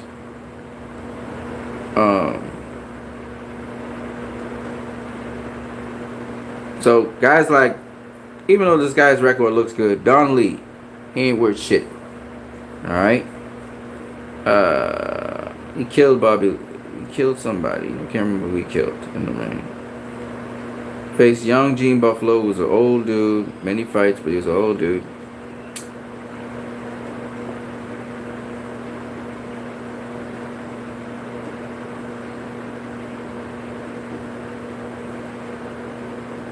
Georgie Abrams was a good fucking fighter. Freddie Wilson, on the other hand, I don't know why he was facing that dude. Okay? And it ended the way I was supposed to end. And he rematched Freddie Wilson a number of times. So let me just go show you guys some shit. Because you were talking about how he did a lot of rematches. Alright? That was the bulk of his fights was against either guys who didn't belong in the ring with him, or rematches. Let me get to it. This is professional record. So his professional record is he had 17-7-1 with 10 KOs in world title fights. So he basically, in terms of world title fights, he only had 25 world title fights. So of that 200 and fucking something fights, he only had 20 something world title fights. His record is 30-11-1 against former, current, and future world champions. So he faced 42. This is very good. 42 former, current, and future world champions. So he won against Sammy Angut. He faced him 3 times. Didn't need to face him 3 times, but he did. Marty Servo, he faced him twice. None of those fights were close. Fritzy Zimic, he faced him twice. None of those fights were close. Maxi Berger. Jake LaMotta 5 times. Not quite sure why he did that either. I think, no, Jake LaMotta was actually middleweight champion of the world, so he had to face him. But before that, I faced him a couple times. I think 2 times or whatever. Izzy Janazzo, he faced 4 times. I don't know why he did that. Henry Armstrong. Kid Gavilan, he faced twice. One was for a championship title, so I understand that. Bobo Olsen, he faced 4 times. Bobo Olsen was a middleweight champion at a certain point in time, so I understand why he faced him. Randy Turpin, Rocky Graciano, Gene Fulmer, Carmen Basilio, Danny Moyer, and Ralph Dupas. He lost to Jake LaMotta, Randy Turpin, Joey Maxson, Gene Fulmer twice, Carmen Basilio, Paul Bender twice. That Paul Bender fight, though, fuck that. Paul Bender didn't win one of those fights. Danny Moyer, Terry Downs, and Joey Giardello. And he drew against Gene Fulmer. Okay? Now we'll look at the world champions. We're going to count how many world champions he actually faced. Now, mind you, back in the day, there were, they say, not as many world champions. I don't really agree with it because some of these guys had championships in different weight classes and all that shit, so it didn't really matter. But nonetheless, he won against Sandy Angut, this 1. Marty Servo 2, Fritzy Zivik 3, Maxi Berger 4, 5, 6, 7, 8, 11, 12, 13, 14, 15, 16, 17, 18, 19, 20, 21, 22, 23, 24. Fuck. I'm wrong because Jake LaMotta's in there. So 24, 23, 22. Look for repeats. 21, 20.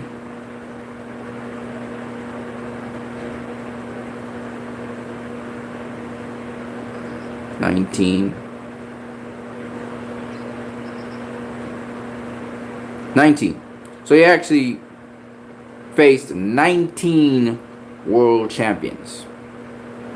So that's okay because 19 world champions doesn't necessarily mean it's not only world champions that were good fighters out there. All right.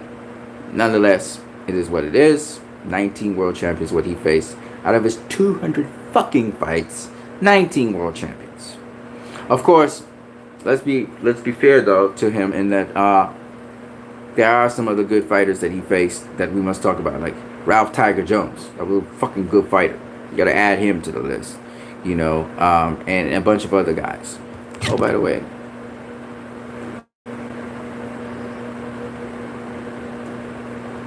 okay, he's there.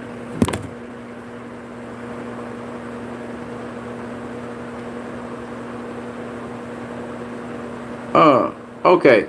Get the Smoke says, love this dude. Peace to all. Love, yeah, man. Peace to you, man. Love and peace. Yes, Sugar Ray Robinson was a great dude. Don't get me wrong. If you're a fan of Sugar Ray Robinson, Roger Mayweather is a big fucking fan of Sugar Ray Robinson. Hey, you start talking about Sugar Ray Robinson, he ain't gonna shut up, okay? So don't get it wrong. Don't get it twisted. Sugar Ray Robinson was a fucking the bomb. All right? I mean, he was fighting. He had 90 wins in a row. You know, cab drivers and shit inside of there. But he had some great fighters in a row. Now let me make it abundantly clear. A lot of these guys that I'm talking about are all-time greats or Hall of Famers already. So Sammy Angut's already in the Boxing Hall of Fame. Marty fucking Servo's in the Boxing Hall of Fame. You know, Jake LaMotta's in the Boxing Hall of Fame. Henry Armstrong's in the Boxing Hall of Fame. Kid Gavilan's in the Boxing Hall of Fame. You know, Bobo Wilson's in the Boxing Hall of Fame. Carmen Basilio's in the Boxing Hall of Fame. You know what I'm saying? You know, Gene Fulmer's in the Boxing Hall of Fame. So he fought a lot of Boxing Hall of Famers. Much more than Floyd ever did. Than fucking Pernall Whitaker ever did. Okay? Fairly or unfairly, however you think of them, there was a lot of great names back then. You know, and all-time greats as well. All right, so let's bounce it off. Let's not think that, you know, I'm just trying to bash this dude. I'm just making a point. My point is there's always been a point to what I'm saying. I'm saying boxing as a sport has evolved. Do we appreciate our present fucking greats? Do we appreciate them? And yes, we must appreciate the past greats. I think that's almost a given. Most people appreciate the past greats. But do we appreciate the fucking present greats in real time? That's my thing. That's my argument all the time. Right? You know, do we appreciate the present guys today? People are ready to bash Keith Thurman and call him runtime and all kinds of shit. Okay, I'm sure back in the day with Sugar Ray Robinson, they used to call him names and stuff. Not everybody loves Sugar Ray Robinson. I'm sure the same shit used to happen back then. It's just so removed from now that people don't know about all of that shit that used to go down. Having said all of that, though, you know, the attitude that we have, do we want to see boxing on a plateau that's higher? Or do we want to cut down boxing because we don't like this personality we like? I mean, I don't care if you don't like a fighter. At least be objective about their career, their resume, what they did. I'm not a fan of Joel Kazaki. I'm not a fan of him. But I respect his motherfucking ass. Alright? He came into the game, did his thing. It's recorded in history. He beat certain fighters. And that's the facts. Well, you know, doesn't matter what you and I think. That's what's going to be facts. You know what I'm saying? I thought Bernard Hopkins beat him. Okay? I didn't think Roy beat him, but I thought Bernard Hopkins beat his ass. Okay? Dirty. You could say it was dirty or whatever, but I thought he beat his ass. Okay? But what does that have to do with anything? That's not what's written down in history. In history, what's written down is he beat Hopkins' ass. That's just what it was. So, doesn't matter what I think, because it's written in history. Unless they change that fucking history, what is written down, it does not matter what I think. You understand what I'm saying? And that's the thing that I try to get to people to understand, is that I tell you my opinion on something and what I saw, and I think that it may be true, but the facts of the matter is that's not what the judges saw, and the judges made their verdict. And really what counts at the end of the day, whether I like it or not, is the motherfucking judge's decision, because that's going down in history. It's not changing. You know what I'm saying? Let's see what he said. I'm going to have to ease up on Dillian White. He may have some flaws, but he's fighting guys. Yeah, of course. Of course. You know, Dillian White's, he's real, you know. And you know, like his brother, actually, Dean White is the brother. I just watched one of his interviews again. Dean White was speaking on behalf of Dillian. He was saying that Dillian's kind of frustrated. He put himself in a position, like Keith Thurman put himself in a position. Like, you know, so many other fighters put themselves in a position, and then they're overlooked or overpassed, you know, time and time again. And you have to be so fucking vocal. You know, you got to get, even your matchmaker or your promoter, sometimes that promoter's not fucking promoting you. Look what happened with Guillermo Rigondeaux. He's not getting promoted. He wasn't getting promoted by Top Rank. You know what I'm saying? That motherfucker had so many opportunities and chances that he was passed by. It was passed by. It was passed over. They were straight up ducking his ass. They wasn't even mentioning his ass. You know what I'm saying? Dillian White, at least his ass being mentioned in the news. You know, but the problem with Dillian White, just like with Demetrius Andrade, if you get a fucking offer, right? You take that fucking offer. You take the offer sometimes. Sometimes you gotta humble yourself. He turned down motherfucking Anthony Joshua. He turned his ass down. He turned that fucking shit down. We shouldn't have done that. Demetrius Andrade shouldn't have turned down the Charlo fight. Now you're catching your ass in the business to get a real name, you know, Demetrius Andrade, and Dillian White's catching his ass to get one of those top heavyweights to face him. And it's not right because the brother need to eat too, okay? But at the end of the day, you know, and I'm not saying he not getting paid properly because he's getting paid. There are a couple things you need to do, Dillian White. One is get your ass out the O2 arena and get your ass across the United States of America and start scouting like a motherfucker like them other guys out there. Because Tyson Fury's in the United States. Anthony Joshua, even though he failed, he was trying to make a move to the United States in fucking Madison Square Garden. Okay? It backfired, but the motherfucker's gonna go right back to Madison Square Garden if he could get a chance and beat the shit out of Anthony Ruiz's ass if he can. You know what I'm saying? Because he's a dog like that, right? And you look at, and again, I'm not the biggest Anthony Joshua fan, but I have respect for the dude and I see what he's made of, right? Win, lose, or draw, I see what he's made of. And he talked about losing. And he talked about his mindset for that.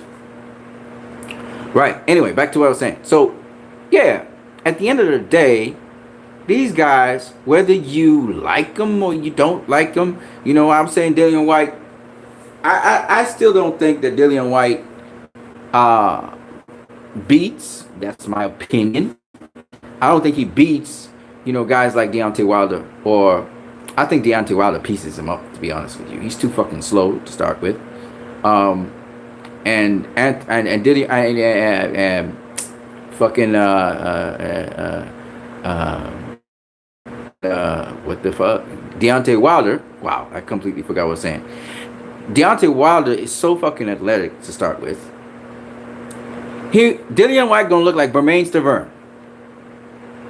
He gonna be like Bermain Stavern versus Dillian White. And Dillian White gonna knock him the fuck out. You think not Dillian White, what the fuck am I talking about? Deontay Wilder gonna knock him the fuck out because Deontay Wilder is not afraid of Dillian White in any way, shape, or form. Dillian White's gonna be at the end of Deontay Wilder's jab. Then he's gonna get two-pieced. And then y'all gonna say, ah!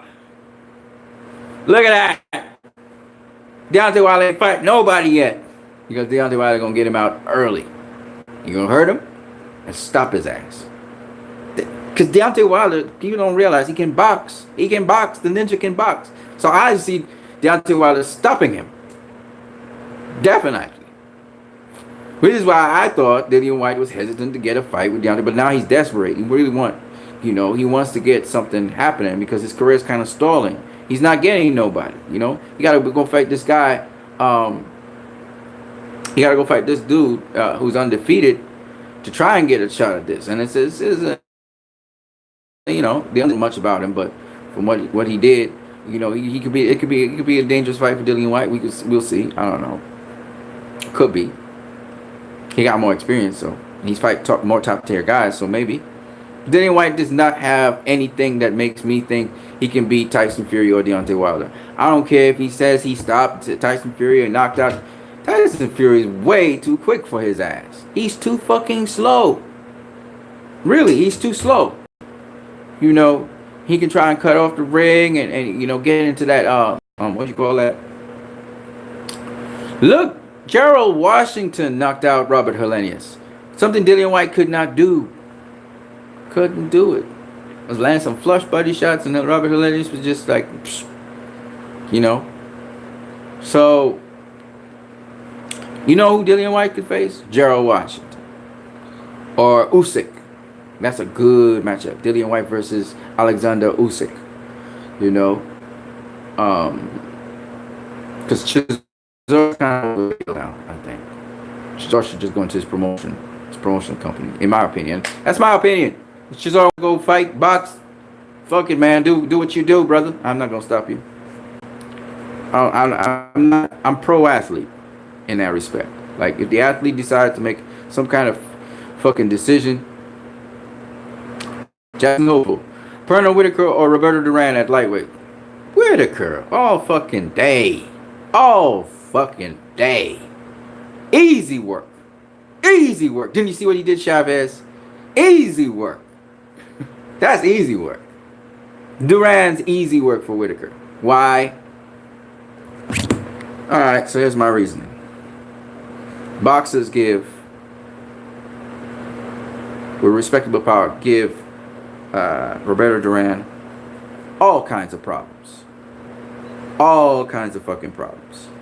Alright? So,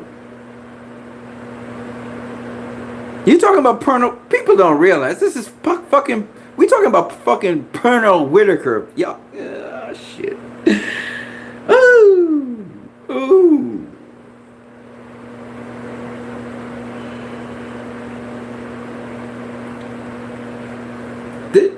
This Pernall Whitaker, man. Oh shit.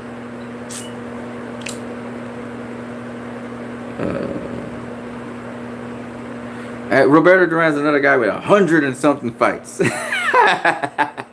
100 and something fights. A lot of stay busy fights in between. But again, these guys didn't really have a lot of amateur experience, so that kind of also explains it. But all right, Roberto Duran.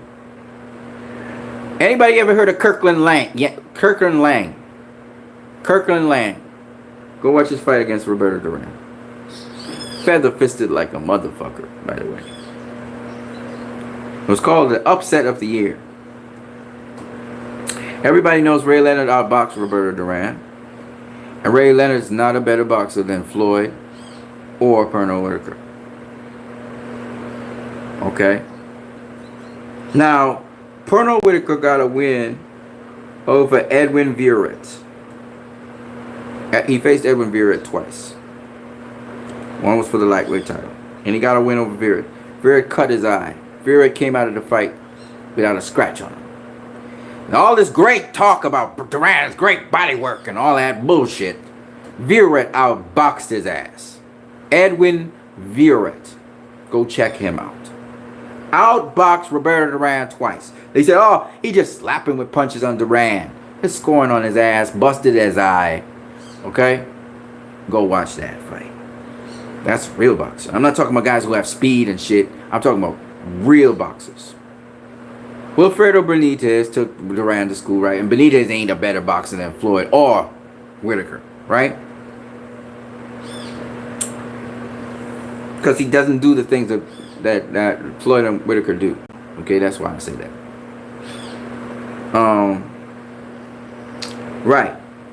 So the other guy who beat Duran, Esteban de Jesus, didn't really fight in a style that is like Whitaker or Floyd, but showed that if you're aggressive enough and you take the fight to Duran a certain kind of way, you could actually beat him. All right. So if you have offense, but then again, Esteban de Jesus, he had a powerful left hook and all that shit. So it is what it is. But he beat Duran as well. The other guy who beat Duran but did not get the decision, in fact, they stopped the fight for fucking reasons I don't know, is Ernesto Marcel. And I've seen footage of the fight, Duran versus Ernesto Marcel. Ernesto Marcel was boxing rings over Duran. It was a 10-rounder. And the referee stopped in the final seconds of the 10 round to give Duran the fight, which was bullshit. I cry bullshit. But go watch the fight and you will see for yourself. And Ernesto Marcel, I did a piece on Duran, that's why I know all of this shit. Alright, so those are the guys that fought Roberto Duran, and I think showed me, this is early in Duran's career, by the way, when he faced Ernesto Marcel. It was like, how many fights in? And he's a Panamanian just like Duran. He was known as El Nato, the flat nose. Okay? And Ernesto became super featherweight champion of the world. I think it is in featherweight champion of the world. But where is it?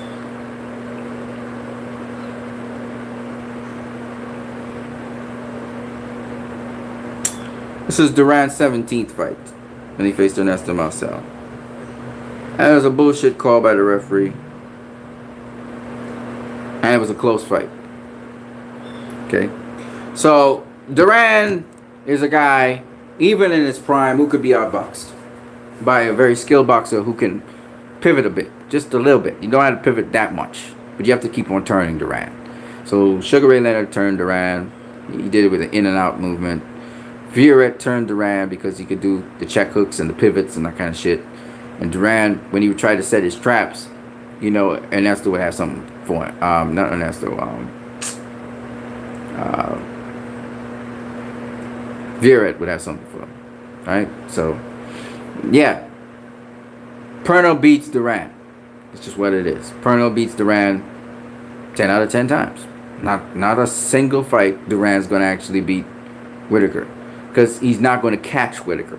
That's the problem. He's just not going to catch him. Right? Just like how he never caught Virat.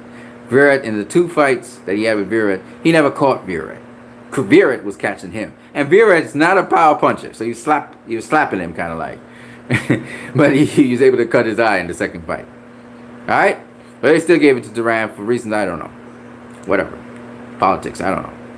So when they say he was the greatest lightweight ever, I look at that and I'm like, what the fuck are y'all talking about? Because of his many lightweight championship fights that he defended and the many lightweights he faced? Okay, let's look at the championship fights Duran had. He had a championship fight. See, I hate doing this. Because this is where they say, oh, you're destroying the past greats. But I just want to show you. Because people say so much shit. They talk so much shit. I just like, nah. You can't say that shit. Not around me. Right? So, after he beat Ken Buchanan, right? Duran, he faced the guy 11-3-1 in Greg Potter.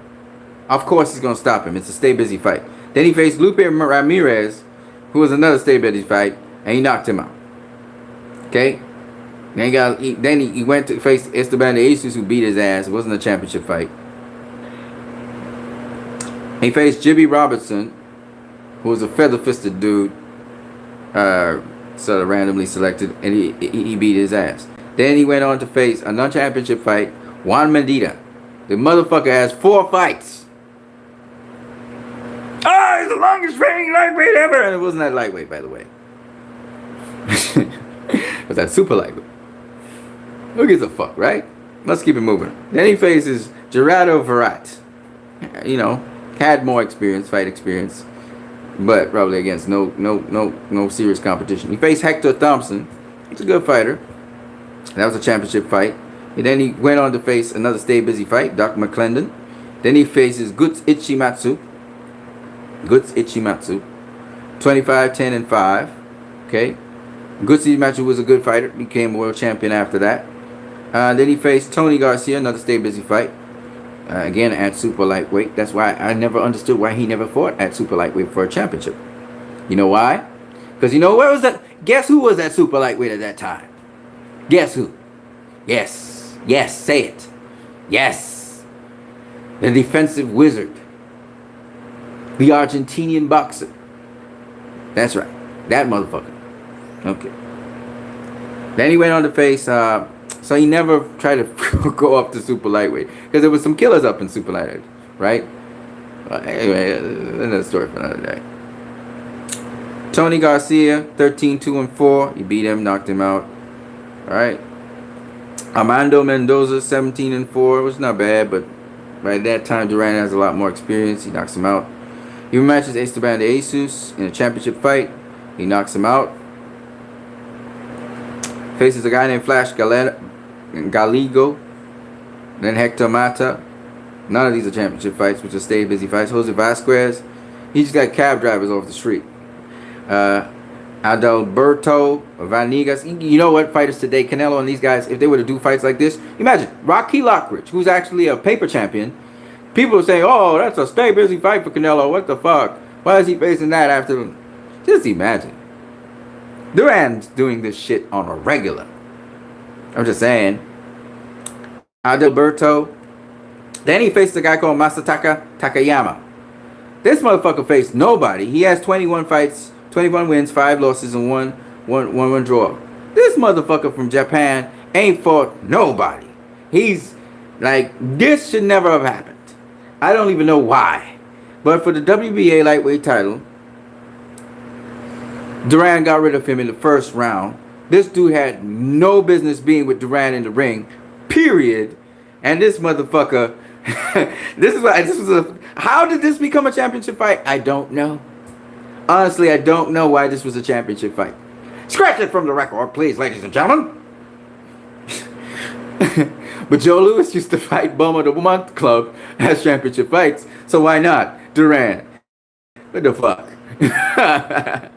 You know, I'm not trying to. My point is, and it's different times, right? It was different times. People came to see Duran, all right? So, and they liked him. My point being, anyway, that when you try to compare sometimes guys from the past to the present, and they're like, oh, Duran was this great lightweight. But how many of his lightweight fights were against really, you know, today's decent competition? You know, is he like Leo Santa Cruz fighting Cabinet Bum of the Month Club every now and then and just kind of padding his record? Ray Lampkin. People rated Ray Lampkin as great. He was fast and all that shit. Feather-fisted as usual. And Ray Lampkin had a great record, but against who? You know? And then on top of that, Ray Lampkin, what was he going to do with Duran? What was he going to do? So Duran didn't respect him. He just walked straight through him. He had no punches that Duran respected. Nothing. So Duran just went through him, knocked him out in the 14th round. At least this motherfucker knew how to run. You know what I'm saying? And most stay busy fights. He faced Edwin Villaret, who gave him some serious problems. He couldn't stop his ass. And then he faced Leoncio Ortiz, who was a southpaw, Mexican southpaw, knocked his ass out in the 15th round. Faced Saul Mbe, who was a good defensive kind of fighter, so that went the distance. Lou Bizarro, this motherfucker was like a track meet motherfucker. This motherfucker used to run. It was a funny fucking fight, man. You guys need to go see this fight. This motherfucker was running all around the ring, and Duran had to try and catch him. It was catch me if you can. He wasn't boxing Duran, fucking running from Duran. You want to see a runner? Go watch that fight. Lou Bizarro. It was funny as fuck. His name is Bizarro. And I would say that you know, this is where boxers get a bad name. You know, you saw Ray Vargas boxed Tanaka, right? Well, it's the same kind of shit, except this one was on extreme steroids. The motherfucker was running away from Duran. Duran tagged him and knocked his ass out. You gotta see it. It's funny as fuck, man. It's funny as fuck. It was a funny fight to watch. Anywho, yeah, so that was a championship fight, by the way, because the dude had an undefeated record, and he used to pull people from all over the world, and it was entertaining. I'll give you that one. The motherfucker was nowhere in the class of Duran. I don't even know why he was there. It lasted 14 rounds because the motherfucker was eluding Duran for 14 rounds, and Duran caught up with him and knocked his ass out. All right. Then you had Villa, and they call these guys legends. Fuck out of here. Alvaro Rojas is another guy who fought and stopped in the first round. He was 20, 10, and nothing. Rojas hadn't faced anybody really of tremendous note, but it is what it is. Villamar Fernandez is an okay fighter as well. Alright? So, he faced Edwin Villaret, and then he finished off his career at lightweight facing Esteban de Jesus for the third time. He was able to stop him in 12th round. Right? Yeah. So my point is, this was his lightweight fights. And, you know, that's what everybody's raving about. But if you really look at the guys he faced, alright, I'm going to say, De Jesus was a good guy. Edwin Villaret was a good guy. You know, Villamar Fernandez was a good guy. Bizarro, fuck no. Championship fights is all I'm looking at. Leoncio Ortiz was a southpaw. He was an alright guy. You know, one of the alright guys. He could have been a contender. You know, it was alright. He was nowhere on the on the level of what Pernall Whitaker or Oscar De La Hoya or Floyd Mayweather or Sugar Ray Leonard had faced in their careers. Okay, our championship fights. Nowhere on that level. Ray Lampkin, overhyped. He was quick speed. He was no Terry Norris. He was no the Philadelphia guy that faced Julio Cesar Chavez, Mildred Taylor. He was no Mildred Taylor. Okay. Dude had no chin as well. He lasted long though. Masataka Takayama, what the fuck is this? Is not even supposed to be a championship fight. Okay. He faced Esteban de Jesus. Guti Chimatsu was a good fucking fighter. He was just too small. He moved up from super featherweight to face him. Still lasted 10 rounds. Hector Thompson was an alright fighter as well. So that's two more. And of course, Ken Buchanan, who he hit in the balls. That's how that fight ended. He busted up Ken Buchanan's balls. When they interviewed Ken Buchanan was like, that motherfucker never rematched me. I tell you, man, boxing is very entertaining. He was like, that motherfucker never rematched me. He hit me in the balls, man. And Ken was coming back, you know. He was getting beat early on in the fight. I think he even got dropped. And Ken started fighting back, man. And Duran hit him in the balls. And he couldn't recoup. Boxing's so fucking funny, man. So Ken Buchanan 1, Esteban de Jesus 2, Hector Thompson 3, Gutsuji Matsu 4. These are fucking good fighters, man. Esteban de Jesus was, I think I said Esteban de Jesus. Did I? No, 5. Hold on.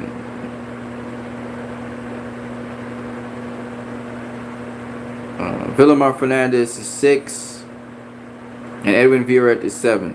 So he faced 7 really good, good, solid fighters. They weren't at lightweight. He didn't really face like a Diego fucking Corrales. I mean, Diego Corrales was probably Esteban de Jesus, but Diego Corrales was a freak of fucking nature. You're talking about a 6 foot tall guy coming in. He never had that. Esteban de Jesus is probably the greatest threat he had.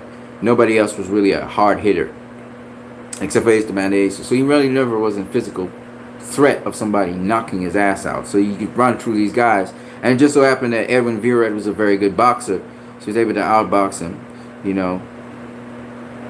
So that's really what that was. So that's Roberto Duran's career. And when I said that, I was just talking about guys who outboxed him. And that's why I think Pernall Whitaker would have beaten him. Easy. And Whitaker had some sting in his shots too. So you had to respect him. You can just walk all the way through him.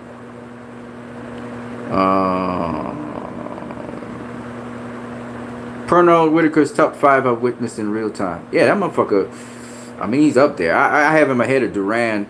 I guess people, because Duran moved up so many weight classes and shit, but when it comes to like boxing and skill and shit like that, and all the other intangibles that go along with that, Pernall Whitaker all day. All fucking day. I mean, if you're talking about best lightweights of all time, I got Whitaker ahead of Duran. Even though Duran faced some good, I think Whitaker was at lightweight for a while. And when you look at Whitaker's, let me show you Whitaker's career at lightweight. Oh, get it back. Oh, you know what? Let me open this up. When you look at Whitaker's career at lightweight, Whitaker was match hard, man. That motherfucker was match hard. I mean, he lost some fights, but I say Whitaker's a better lightweight than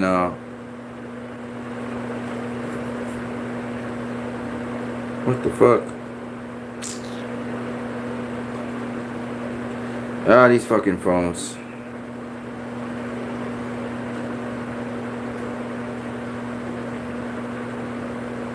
Whitaker! Give me my R.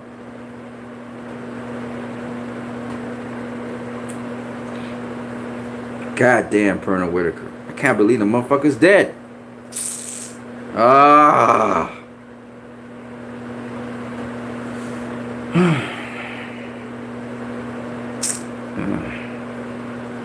Shit. The year my mom's dead too. That's fucked up.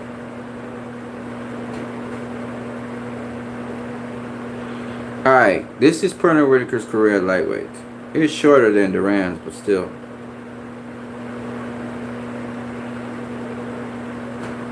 This motherfucker, man. And the other thing about Pernall Whitaker, he won all 3 titles: the IBF, the WBA, and the WBC.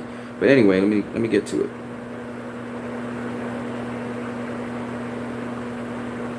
God damn, Pernall Whitaker, man.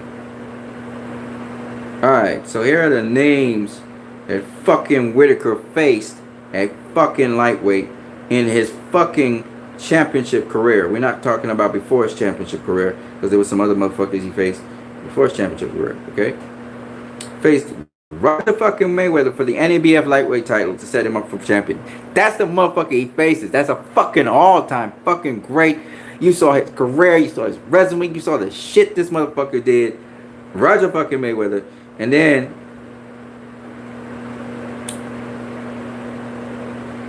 He faces Jose fucking Luis Ramirez. That's his first title shot. He gets robbed. The fucker gets robbed. You know what I'm saying? But that's who he faced. I mean, who, besides Esteban de Jesus, did Duran face like this? Ramirez was a fucking, he would annihilate motherfuckers. He had knockout power and shit. Roger Mayweather, the black fucking mamba. The motherfucker had power in his hand, could box. Duran ain't facing nobody like that at lightweight. Except for Esteban de fucking Jesus. Let's keep it moving. Greg fucking Hogan. Right? He beats him to get the IBF title. He defends it and unifies against the same Jose Luis fucking Ramirez. Alright, now this is at the end of Ramirez's career, but still, nonetheless, you gotta include that information. You know what I'm saying? But hey, alright. He then goes on to defend it against Freddie motherfucking Pendleton. Okay? That's the motherfucker that stopped Roger Mayweather. Alright. Goes on to face and defend his title against Azuma motherfucking Nelson. This is lightweight. This is lightweight, motherfuckers.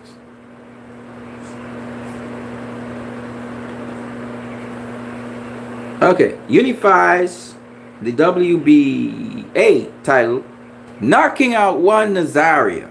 Okay, he knocks out Juan Nazario. Talk about fucking sick.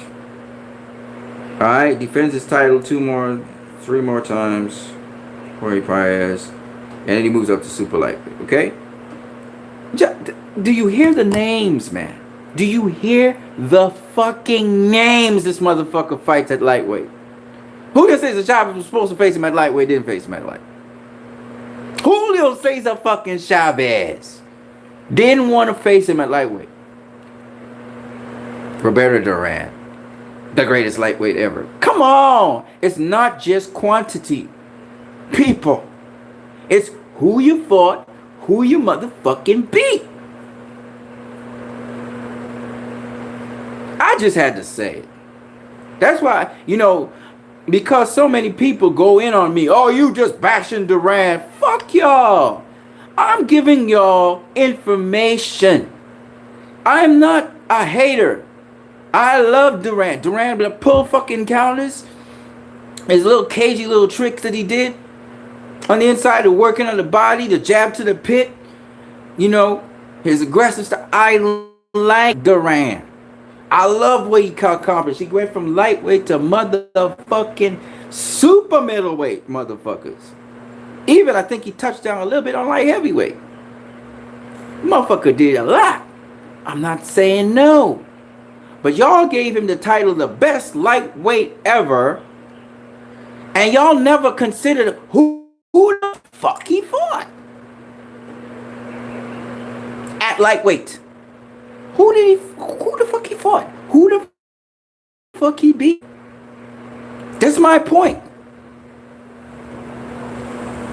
Floyd Mayweather's a huge fan of Roberto Duran. He got Roberto Duran ahead of Pernall Whitaker. Because if you look at Duran's entire career, of course, he did a lot more than Whitaker did. But if you look at it just from the lightweight perspective, no way. No way. No way. And that was my point. And everybody was, at the time when I was saying this in Boxing Beats and Rhymes, everybody went in on me. Oh, you crazy. Oh, you don't know what you're saying. Now people are considering what I'm saying. Now people are thinking about what I'm saying. Here's what it is. Because what happens? People have the nature of people is when you tell them something new that they really never considered, they just took everything as truth that they had and just processed things, they never thought about shit. When you first tell them that, what do they think you are? Crazy, outlandish, because it's counterintuitive to what they know. Because they just swallowed what they knew. They never processed and said, do I believe this? Do I not? Because they don't critical think. I don't critically think at certain times. I take certain things as truth, right? I was listening yesterday to what somebody was saying, talking about, how, Jim Lampley used to call plays, and he found that, like, the commentators in DAZN, they weren't calling plays like how Jim Lampley. It seemed like everybody was pitching in, but they didn't realize Jim Lampley's job was a hype man, and he was telling you, "Oh, great right by this guy," when there was no great right. He was creating a narrative.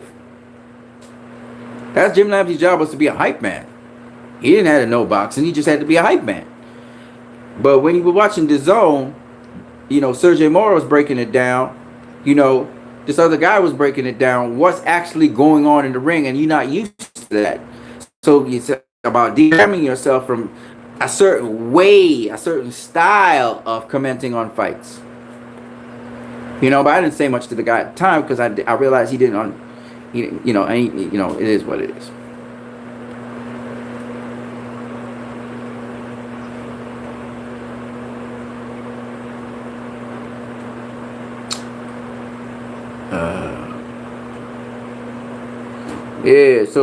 If you ask me, Jackson Opal, about Whitaker versus Duran at lightweight, all day, fucking Pernall Whitaker.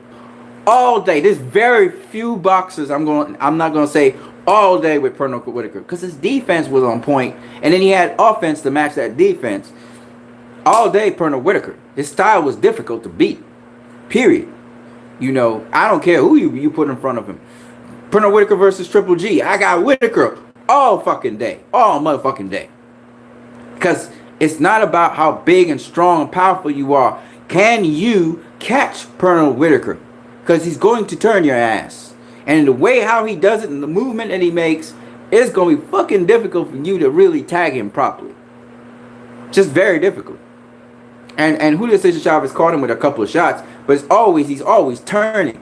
So you're not catching him flush because he's always turning you. Whitaker eternally turns you in the ring. He's turning you, and he turns you at tight angles, and then he'll just squeeze up on you. He'll smother you for space, and he's getting his fucking shots off, and you're not getting shit off. You're not getting shit off. You understand what I'm saying? He make it a one-way street. I'm going to stop you from doing what you want to do, and I'm going to do me. And he did it in such a fucking slick. His movement was so different. I mean, I can't explain it too much, except to say he can pause in the middle of a movement, and he's so smooth with it, and he's going backwards.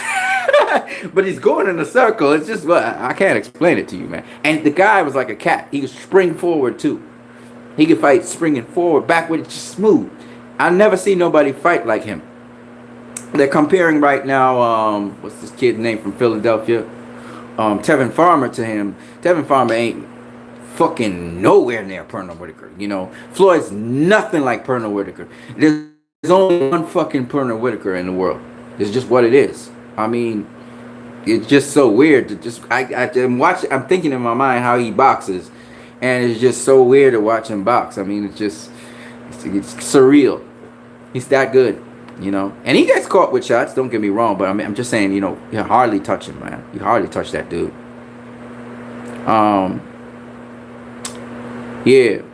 Jackson Hopeful says, I remember Benitez took Duran to school. Yeah, of course. And Benitez ain't, I mean,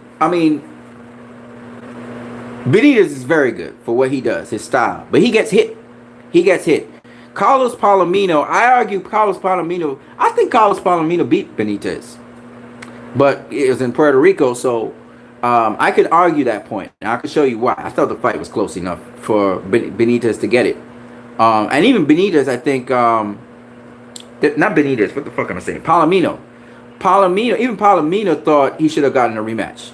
He never got a rematch with Benitez, and I found that sad. But then again, after Benitez beat Palomino, he went on to face,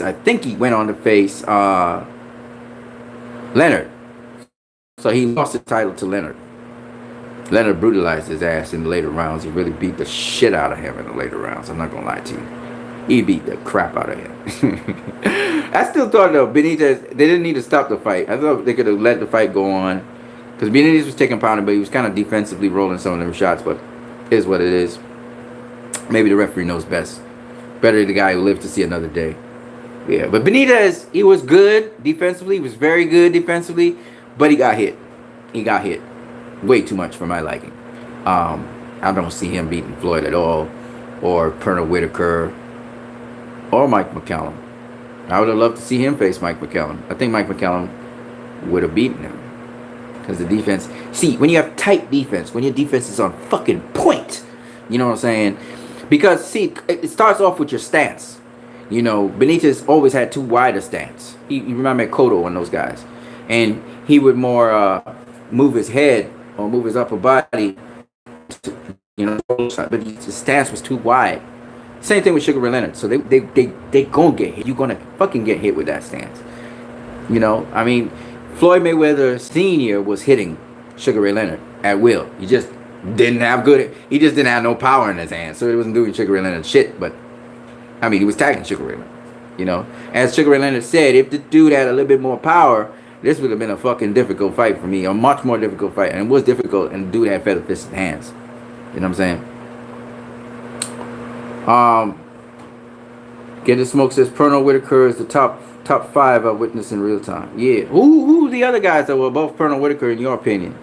I mean, I can't think of nobody really above Whitaker. If Roy Jones Jr. was the same size as Pernall Whitaker, honestly, I'm gonna be super honest with you guys. I got Whitaker. That's right. I got Whitaker. That's like Marco Antonio Barrera versus Prince Nassim Hamed. That's how I think that fight would go. Because Whitaker's fundamentally sound. He's elusive enough. James Toney is not Pernall Whitaker. James Toney's very good on the inside and in mid-range. Pernall Whitaker's good at any fucking range. Any fucking range. Yeah. You see what Roy caught James Toney with? Not going to catch Whitaker with that shit. Because Whitaker would be pivoting, first of all, and turning Roy Jones Jr. all the time. But on top of that, Whitaker would respect distance and snap back. And then fucking Roy Jones Jr. can't really fight on the inside. I may even have Whitaker stopping him. If he feels like getting a mean streak, he might even stop Roy if they were at the same size. They're not at the same size, but I'll just go as far as to say that. I think Whitaker beats Roy Jones Jr. I tell you, Whitaker beats everybody. And he gets a piece out of Floyd. He gonna get a chip out of Floyd. If they run 10 fights, I think Whitaker wins 2. That's my personal opinion. I don't care what Floyd thinks. That's my personal opinion. You know what I'm saying? Because Whitaker's that good. He's that good. His style was very difficult. You know, Tito Trinidad got him when he was a little bit older. You know, wasn't moving as smoothly as he would usually do. And I don't know if he was using drugs or what shit he was coming back from. Right? But, and I'm not making excuses for him. Beat him fair and square. Okay?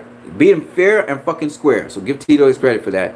But I just think that Pernall Whitaker, I've seen Pernall Whitaker better than that. Maybe it's Tito that made Pernall Whitaker look worse than he really was, but I think that I've seen Pernall Whitaker better than that. You know, but Tito had a longer reach though, so maybe that's it. I don't know. Let's see what we got here.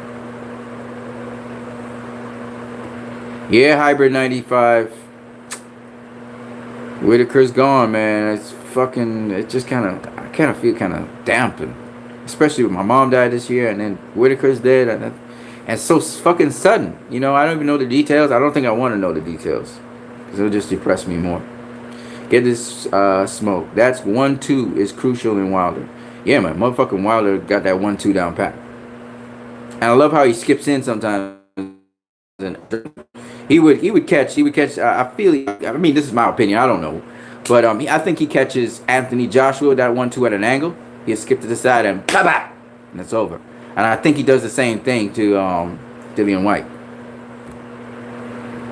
You know, Wilder's 1-2 is sleep time. Fuck yeah, if he lands it. Duran is in my top 3 favorites of all time. Yeah, that's true. I think a lot of people's top 3. Yeah. You know, great fighter. But, you know, Duran was talking about how he would beat Floyd Mayweather with that 1-2-3.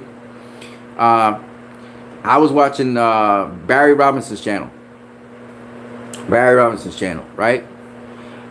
So let me explain what I demonstrate. It's okay if I demonstrate a little something, a little boxing. All right, so okay, you're not gonna see all of me, but you're gonna see parts of me that kind of matter, right? So I'm in right now. I'm in the orthodox stance. I'm a southpaw, so I really stay in the southpaw stance. But I'm in the orthodox stance, right? So in the orthodox stance, if you use say the Michigan defense or what they call the shell, it looks like this. Okay, your hand is down at your side, your shoulder protects your chin here. All right, and in addition, so you're not trying to roll the shoulder up. You're trying to push the shoulder out to protect your chin here. So you see, it looks something like that. Okay, and then anyway, you have your guard here. All right. Now, what Roberto Duran said is because they were saying that with Floyd, because of that defense, if I say I'm attacking Floyd, so I'm on this end, Floyd has this defense here, right? If I throw the overhand right, it bounces off the shoulder, right?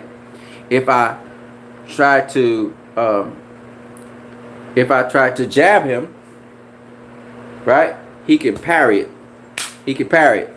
So this arm that's protecting here can just come across here and swat it away, right? And then if I decide to hook him, right? I want to hook him, then he could just block it here. To the body, I can just to the head, right? Okay, so I block and I roll. Okay, good.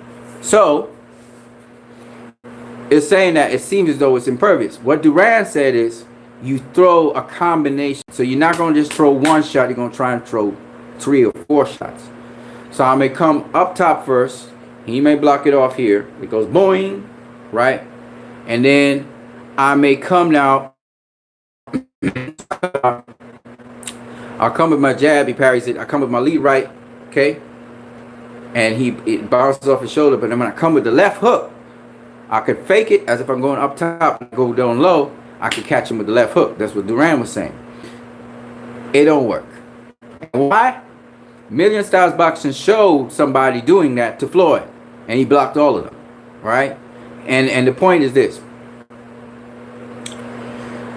Go watch Floyd Mayweather versus Jesus Chavez. Jesus Chavez, right? And Barry Robinson, who I call my father because he's the guy that kind of introduced me to the sweet science of boxing like that. He's a trainer and he trains some really remarkable boxers who are doing very well right now. He's from New York. But he showed how Floyd was able to block all that stuff because the one thing, and I said it, Floyd ain't going to stand in front of you and let you do all of that shit. That's the first point. The second point is, most people don't realize, especially if Floyd's against the ropes, he's angled at you. So his lead fucking foot, you have to get past his lead foot to even get to him. And then when you do get to him, he's leaned back at an angle so he can catch all the fucking shots. The thing that you need to do, as Barry Robinson realized, which Jesus Chavez had a little success with, at least the first time, the second time Floyd made adjustment, is you can double the left hook and triple the left hook, or sometimes give 4 left hooks in a row. So you start left hook, you can go wherever you want to do the left hook, because he's going to have to adjust guard, and one of them going to hit him. You got to hit him a quadruple left hook. That's right, 4 left hooks in a row. Jesus Chavez did something like that to Floyd, and he caught him with one of them, right? But at the end of the day, Floyd would make an adjustment, and he'll either dip, or he will slide, or he will swivel and bump you off of him. So he uses his shoulder to bump you off of him. That's because I saw that with Pacquiao. Pacquiao tried to triple up his left hooks on Floyd. Floyd would get hit with one of them, and then he would swivel under the shots, and then he would bump you and push you off. So because he can dip, and he can also roll under. He can roll under or dip from shot. So it's a lot more complex than Duran makes it sound. Now, Floyd ain't gonna just stand in front of you and and let you tee off on him and just like Adrian Broner, like just be standing there trying to shell up. Fuck no. Floyd don't do that. So yeah. Whitaker, on the other hand, would have a little something for Floyd. I can guarantee you that. Not to say that Floyd probably, when they were sparring, wasn't giving them good work. I don't know what happened in the sparring though. I'd say Mosley beats Duran at 135. Not only Mosley, I think there's another guy who could beat him at 135. Mosley, possibly. There you go. Mosley, possibly, because Mosley can box. You saw how he faced Oscar De La Hoya and how he handled Oscar De La Hoya. Oscar De La Hoya was a beast, so it's possible. And then at 135, Mosley was very good, but there was another guy at 135 I thought I could take him, and I think he was stronger, better, faster. Well, he didn't have as much punching power, but he was. Let's see if I can find him. I'm trying to remember. Okay.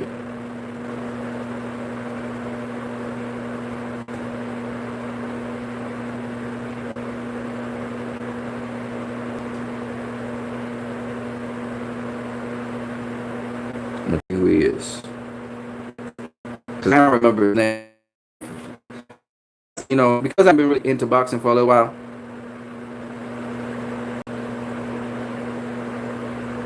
Jesus.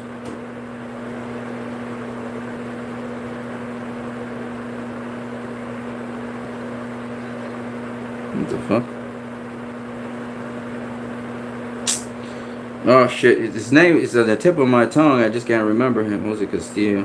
Where's Jose Luis Castillo, motherfucker? Okay, there you go.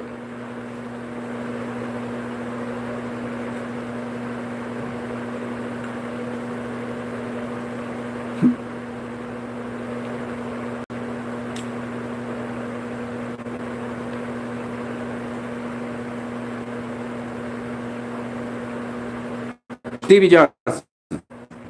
Stevie Johnson was a southpaw though. Good fight for for those of you who don't know who Stevie Johnson was, he was the WBC lightweight champion of the world. Good fighter.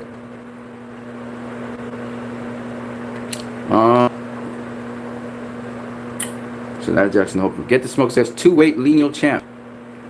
That would be Pernall Whitaker. Yeah. Pernall Whitaker. Incredible. I think he was undisputed. I know he was undisputed lightweight champion. Was he undisputed? I think so. I don't think he unified the welterweight division, but man.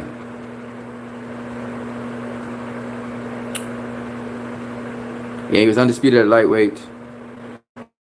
Terence Crawford versus Roberto Duran. Terence Crawford versus Roberto Duran. That's a good fight. That's a good ass fight. But again, like I said, what weight class though? What weight class you looking at? Is it Crawford? This is at lightweight because Terence Crawford was at lightweight. At lightweight, or is it at welterweight, or is it at 12? Never at super lightweight. You know, he ain't faced a Duran. It would have been nice to see Terence Crawford versus Marcos Maidana. That would have told us something. Marcos Maidana a little bit more wild, but.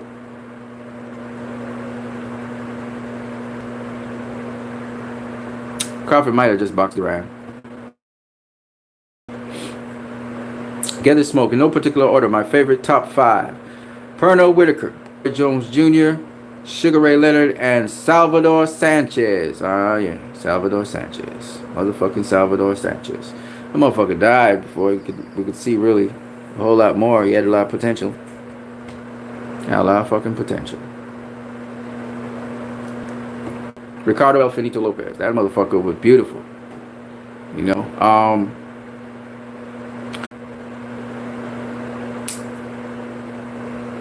And it's powerful too. Nacho Bernstein's guy. The other guy I liked was oh shit, it's 2:00 in the day. I gotta get the other person I really liked and appreciated and I wanted to see fight is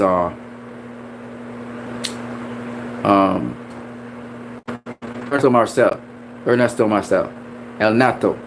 I'm a big fan of Ernesto Marcel. You know, just the way how he threw the lead right. It was beautiful. Beautiful how he threw that lead right. He skipped around the ring, kind of bounced around the ring a little bit. From Panama as well, from Roberto Duran's country.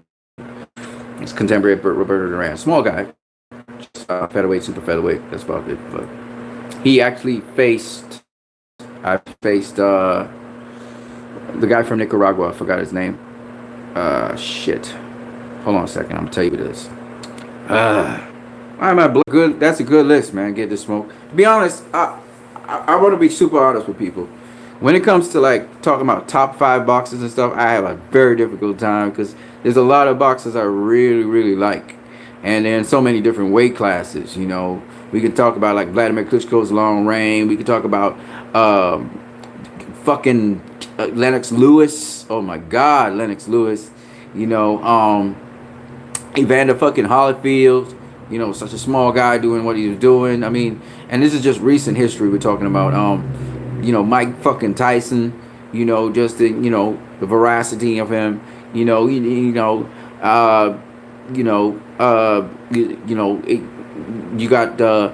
got fucking James fucking Tony Bernard Hopkins for longevity. You got so many of them. There's like a lot of boxers I really like, you know, and appreciated different things that they did in the sport of boxing. So I don't have a fixed favorite list or top 5 favorite list because it's just a lot of boxers I like. I like a lot of boxers today as well in many different divisions. So it's kind of hard for me, you know. I like some of the up and coming boxers as well, you know. So it's very hard for me, you know. I like Caleb Plant, for example.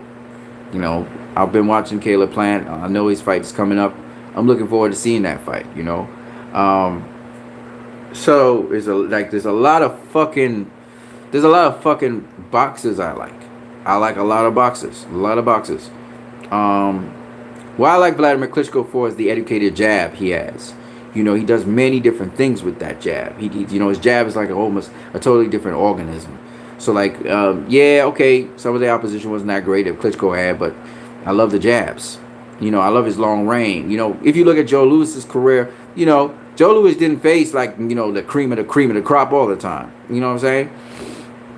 So, you know, but people love Joe Louis because they like what he did in the ring. You know what I'm saying? The skill set and stuff. And when it comes to the jab, fucking Vladimir Klitschko had pretty much mastered that motherfucker. You know what I'm saying? And guys couldn't almost could never exclusively get past his jab because the jab was so fucking tricky. He changed the rhythm of the jab. He didn't, you know, his variety of jab wasn't that great, but you know, he throw jabs in different ways. You learn so much. You know, like, okay, all right.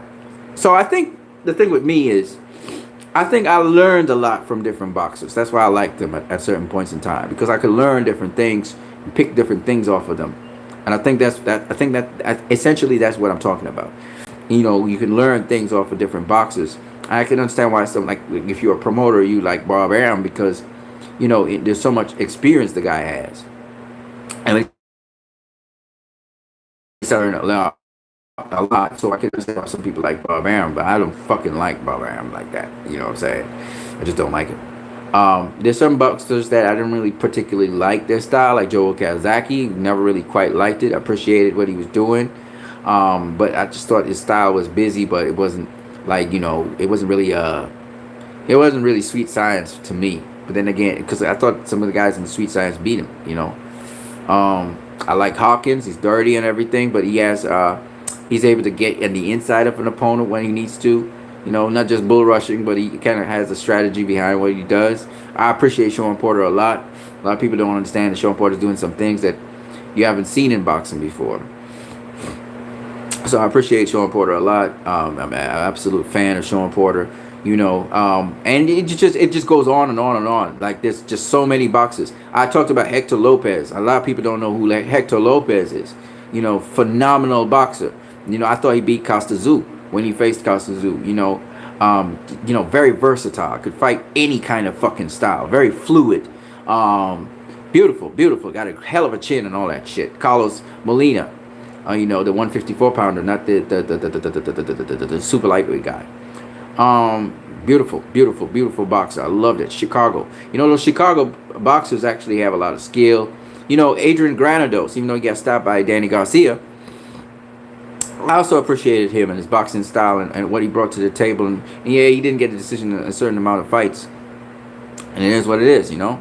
Um, so you know, I appreciate a lot of boxers out there, the name ones and some that didn't really quite make it to the heights that people expected, not necessarily because of any fault of their own. They brought their game and stuff. They just didn't get the decisions, you know.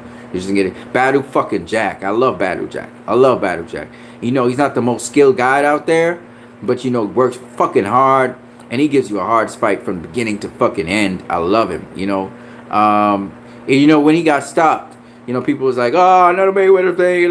No, the motherfucker was for real and got a hell of a chin and all that shit. You know, it just kind of came out cold and shit. Badu Jack's another guy I really like. You know, so there's a lot of boxers I like. Some boxers, man, they've been losing fights straight, and I'm great fans of them. You know, I'm trying to think of one that he lost his last fight. And I'm a fan of him. I like it. I like what he does in there. So it's not as you know, I like boxing, and I like I can't tell you I have any top 5. Like I can't tell you top 5 boxers. That's just one of my fundamental flaws. It's kind of like with pound for pound. I might say okay, well, pound for pound,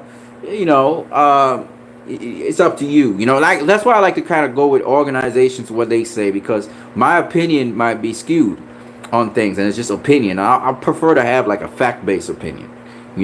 So when I'm talking from facts. So you can't say I'm a hater. Oh, you hate this guy because I'm a hater somewhat of Triple G. Everybody knows that. Kind of partially hate him. I know it. I kind of get in touch with myself, know who I am. I kind of partially hate him, and it's mainly because he's getting these fucking passes. How the fuck you can be facing Jaime Munguia and Canelo got to go face Sergey Kovalev or Andre, Demetrius Andrade or fucking Charlo, but this motherfucker gets a pass to face that. This is the shit that I'm like, oh, fuck that. This is not what boxing is about. This motherfucker didn't earn that. Floyd, at least he earned his shit. You know what I'm saying? I mean, Floyd kind of started it in a way, but not really. Facing like fucking Conor McGregor. And now he has Clarissa Shields talking about, all right, Amanda Nunes, come in the boxing ring, let me beat your ass. You know what I'm saying?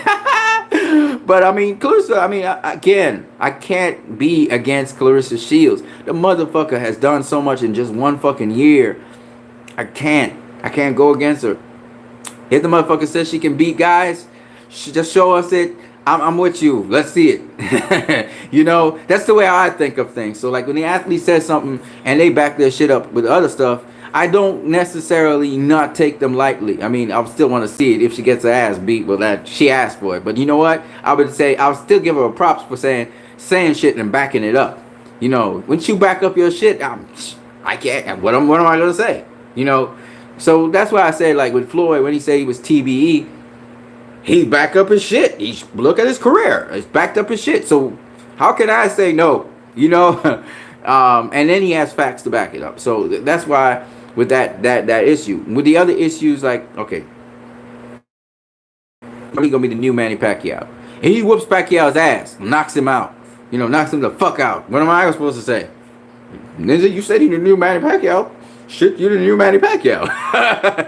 You know what I'm saying? You can't say nothing against the dude because he backed his shit up. Now, if he don't knock out Pacquiao, but he gets to win, he's still an exciting fighter. What he's saying is, for excitement, I'm the fucking joint. When I was out of boxing wasn't that exciting. I came into boxing, that wasn't really true because Errol Spence was beating the shit out of people, but nonetheless. Yeah, and Terrence Crawford was there. So it's always going to be exciting, but I'm just saying. So, Herman, hell of a fighter. I pick him to win for a reason, and I think he's going to win. I think he's going to pull it off, and I truly believe that. Pacquiao's a hell of a fucking fighter.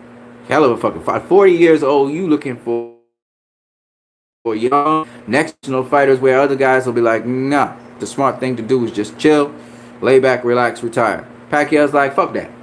I want to show that I am pound for pound number 1 in the fucking world. I'm going for that shit. He's motivated by that. I can't knock the motherfucker. I can't knock him. I can't knock the motherfucker. I can't knock him. You know, Keith Thurman's gonna be like, fuck no. I'm gonna knock your ass back into retirement. You gotta give him his props. I mean, he got the gumption to say that. Now, can you back that shit up? That's all I'm saying. Can you back that shit up? You got the punching power to do that, but can you land it? And consistently, because you're not going. Pacquiao's not gonna get. You see that Marquez knockout that he got? Marquez dropped his ass first. Okay, he dropped his ass first. Pacquiao came back and mashed up Marquez's face and dropped him too, before Marquez could get that to happen. Because Pacquiao was going in for the kill. He was going in for the fucking kill, and that's why Marquez killed him. That's why Marquez killed him. Okay. Pacquiao's not going to come in like that against Keith Thurman. He's just not going to do it. He's not going to do that. You know, that recklessness where you're going in for the kill no matter what. You know, we saw Danny Jacobs get dropped by Sergio Mora because he was going in for the kill, right? Going in for the kill reckless, like a motherfucker. Danny Jacobs ain't going to get stopped like that, knocked down like that again. That's a learning lesson. Pacquiao's not going to get tapped like that again. So that's a learning lesson. So that's not going to happen again. I guarantee you that. So Keith Thurman, much as you got all that punching power, Pacquiao's not going to just run into your punching power like that. He's tough too. And you're going to learn that real quick.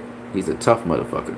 And 40 years of just training like that, shit, you're not going to just stop Pacquiao like that. Nobody can just stop Pacquiao.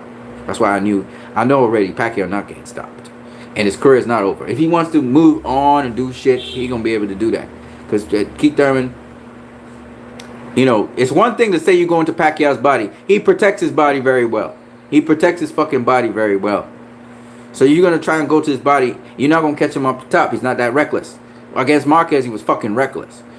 He's not going to be that reckless. You're not going to catch him up on top like that.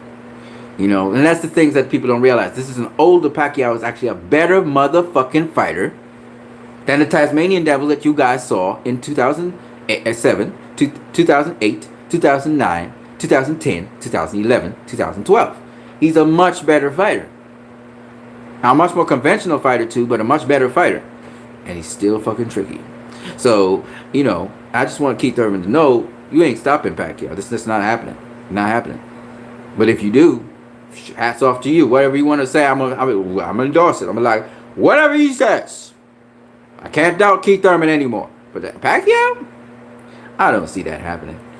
And if Pacquiao wins, my God, if Pacquiao wins, Pacquiao just hit history. He just made history. He just made history. He would have made history.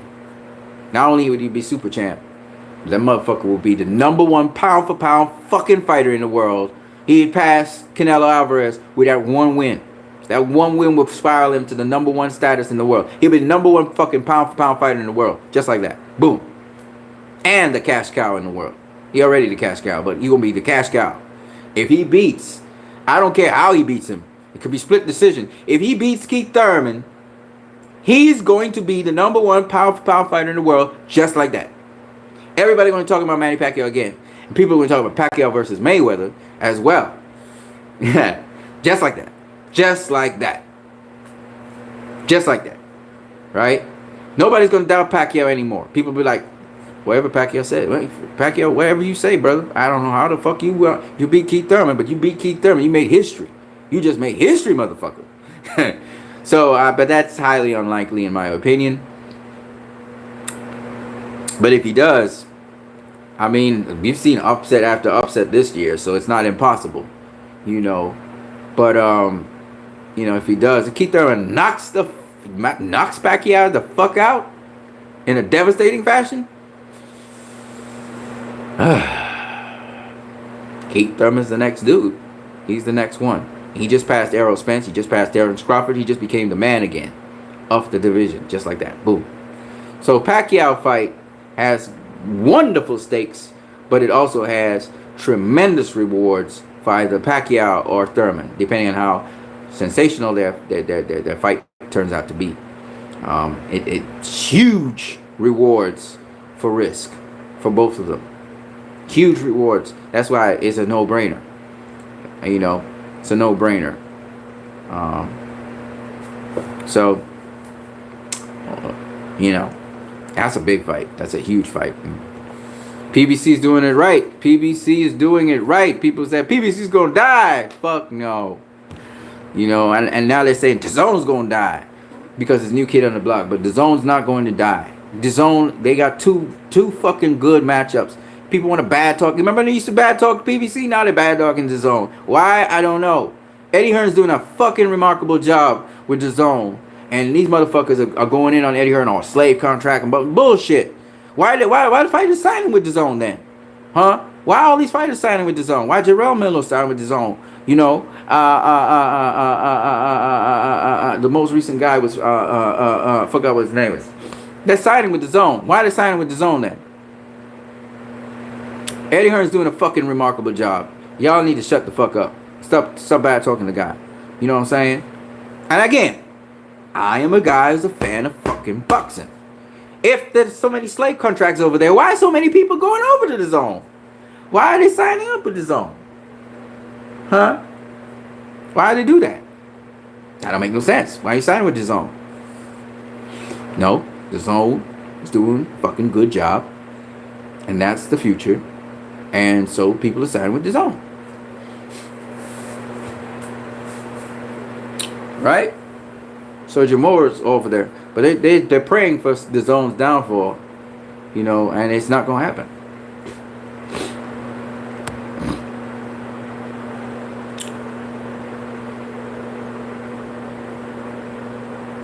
Oh, you're a huge fan of Stevie Johnson. Nice, nice. He's a fucking good fighter, man. Fucking good fighter.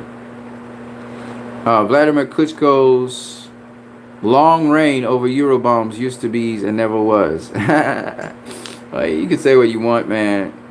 You can say what you want. He had some good wins though. He had some good wins. You know. And that motherfucker could train. That motherfucker used to train. Vitaly was a good fighter too. That motherfucker used to train. Say what you want. The Klitschko brothers, man. It was great. Get the Smoke says top 5 active. Canelo, Crawford, Spence, Loma, Tank. Honorable mention to Caleb and Usyk. Yeah. Don't forget though. Don't forget. We also got Wilder, Fury,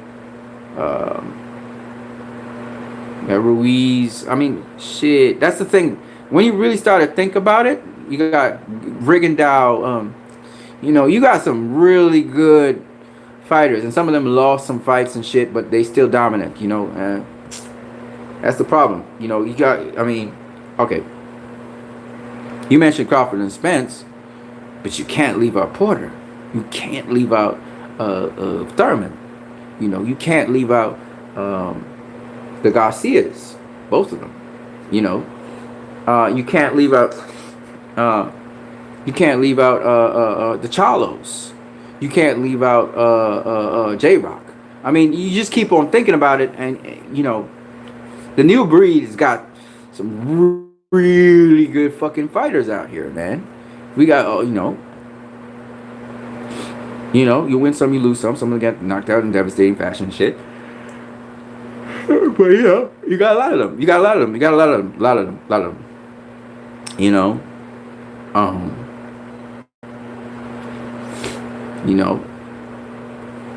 And that's the exciting part about boxing. You know, we got these mega fights coming up. We got Fury versus in February. We got Fury versus Wilder. You know, Wilder's gonna be facing Ortiz again. You may ask yourself, why the fuck is Wilder facing Ortiz again?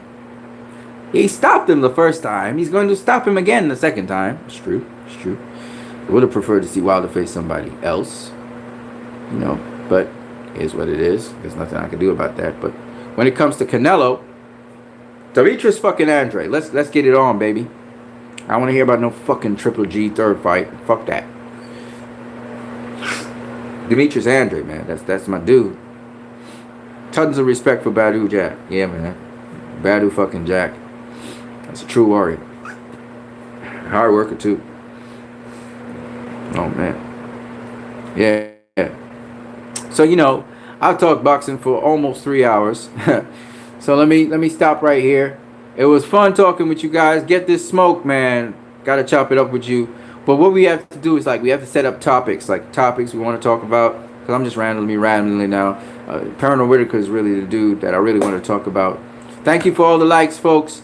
Don't forget you can subscribe to my channel. You can donate to my channel via Western Union MoneyGram. But we will be doing. I might have to talk to Tommy Temper to know how to do the donations online so that we can get things running. Jackson the Hopeful. Shout out to you, my brother. Always here. Get this smoke. Get this smoke, man. I want to be in a hangout with you. Hopefully you can open up a hangout or something. You know. We got Hybrid 95. Shout out to you, Hybrid 95. You know, and let's see who else we got here. That's it. That's it. That's everybody. So peace. R.I.P. to Pernall Whitaker. Fuck, I can't believe this man's dead. I had to do this. I had to give tribute to the man. You know, his career was a golden career he had. 46 fights, but that was 40 fucking 6 fights. This motherfucker fought and beat some of the greatest fighters of his era, and then some all-time greats, period, and Hall of Famers. So Pernall Whitaker was pure gold, had an outstanding career. Unfortunately for him, he used to abuse his body at a certain point in his career, and I think that's what eventually led to his downfall. I think he had a broken clavicle bone, according to BoxRec, when he was facing his last fight, and that got him out of boxing. Always a guy to give you a nice tip, a word of encouragement. Pernall Whitaker was a very encouraging guy. Of course, he would always say that there's only one Pernall Whitaker. When they try to compare Floyd to him, he said, I love Floyd. Floyd's my baby brother, but there's only one motherfucking Pernall Whitaker. For real. There's only one. And he's gone now. So, yeah, that's fucked up. And he's one of my favorite fighters of all time. One of my favorite fighters of all time. Complete boxer. He wasn't really a boxer puncher. He was a complete boxer. He got the complete game. He can fight you from the outside. He can fight you from the inside. He can fight you at mid-range. This was a guy that was a complete boxer. Defensively, he had his offense. He threw, I remember there was a fight, he threw like more than 600, 700 punches, and his connect percentage was like 45 fucking percent. That's ridiculous, okay? Pernall Whitaker was that kind of dude. So he could take his punch stats way up in the sky and really just throw a lot of punches, around. He could do it all. Floyd more because of his hands, I guess. Especially later on in his career, wasn't really a high volume boxer. But Pernall Whitaker, he could be high volume if he wanted to. Whatever the fuck he wanted to do in the ring, he could do. He could do it all. But he loved to paint a wonderful picture, so he would more, be slick and box you, make you miss, make you pay. Turn you around the ring, have you doing all kinds of shit, and then he tags you after. You be chasing him down and all that shit. Pernall Whitaker will make you look like an ass, and that's why they say, Floyd is kind of Whitaker-like in that respect, because Whitaker would clown you. He had antics with his face and his eyes. He would clown you with his body, exaggerate certain movements, do as if he was getting knocked out by you, and all kinds of shit. He had all kinds of antics. Pernall Whitaker was fun, man. He is a showman. Plus, he was the boxer. He had the fundamentals and stuff. But again, this guy had so much amateur experience that, going into pros was pretty much a breeze for him. So that's what it is. So I'm glad I'm reminiscing him and remembering the best of Pernall Whitaker. What he brought to the boxing game was priceless. I brought just a whole different personality, a whole different style of boxing, smooth style of boxing. But he wasn't one of those stick and move fighters which would burn up a lot of energy sticking and moving. He could be slick. He could change the tempo, the speed of the fight. He could slow it down. He could speed up the fight when he wanted to. He dictated. He was a motherfucking dictator of what would happen next. He played chess, not checkers. The sweet science, Willie Pep. Everybody's talking about Willie Pep. But Willie Pep, he can't lay a glove on Pernall Whitaker. They talk about Willie Pep a lot. Too much excessive movement. Pernall Whitaker would attack his ass. And then turn his ass. And, Pep fought at lightweight. But he really was a featherweight fighter. But nonetheless, Pep ain't what Pep can't do Whitaker shit. Can't do Whitaker shit. You know, he'd just be missing with punches, and Whitaker just tag him. You know what I'm saying? You know, that's Pernall Whitaker for you. You know, and it's unfortunate that people talk about, but Willie Pep was kind of the guy that hit and not get hit. He really glamorized it. You know, that's the thing. See, the thing about boxing is, you can't tear down Willie Pep, because without Willie Pep, we wouldn't have Pernall Whitaker. Without Willie Pep, we wouldn't have Floyd Mayweather. Without Willie Pep, we wouldn't have Roy Jones Jr. Without Willie Pep, we wouldn't have had these slick, skilled boxers. You know what I'm saying? Who is hit and not get hit. I mean, Willie Pep is the guy that kind of, again, made it sexy and made it, interesting to be hitting and not getting hit. I mean, there was Kid Chocolate out there too, but I mean, Willie Pep, was the guy that kind of made it popular. He had the face, he had the, the look of middle America and that kind of shit. So, they connected with him. Unfortunately, the sweet science, if Willie Pep probably was in this day and age, it'd be like, oh, he don't get no fucking knockouts. And he's a runner. He's a fucking runner. It's just one of those things, man. Especially with Pep, that wasn't knocking out nobody like that. You know what I'm saying? It is what it is. But with boxing,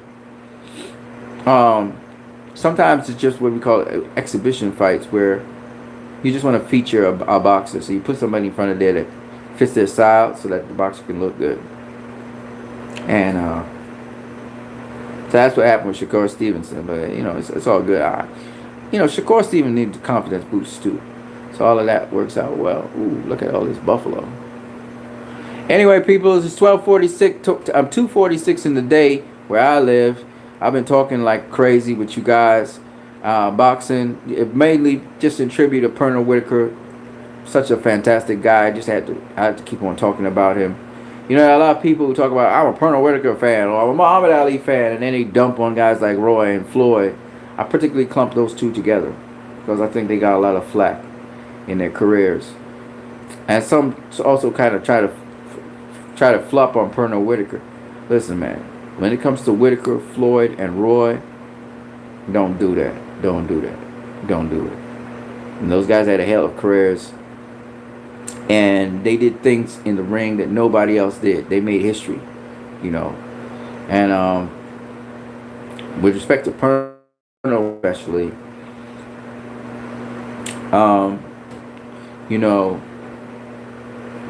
I hope that boxing remembers him and actually puts a memorial of some kind up on his behalf. That you have some kind of Pernall Whitaker Foundation or Pernall Whitaker something, so his family could know that this guy did something beyond just the ordinary, and he wasn't this ordinary fighter. He was definitely not this ordinary fighter, So yeah, Pernall fucking Whitaker, he's gone.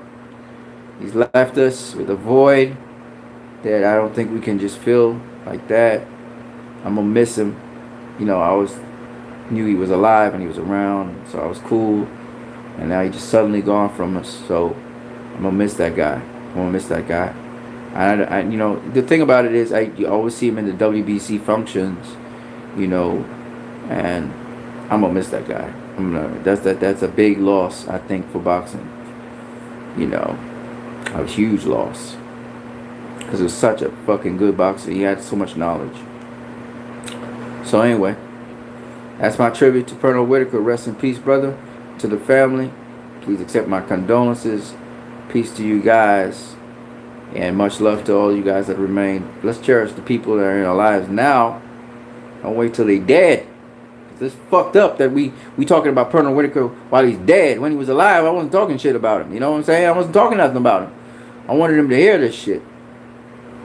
So, yeah. You guys have a good one, man. You have a good day.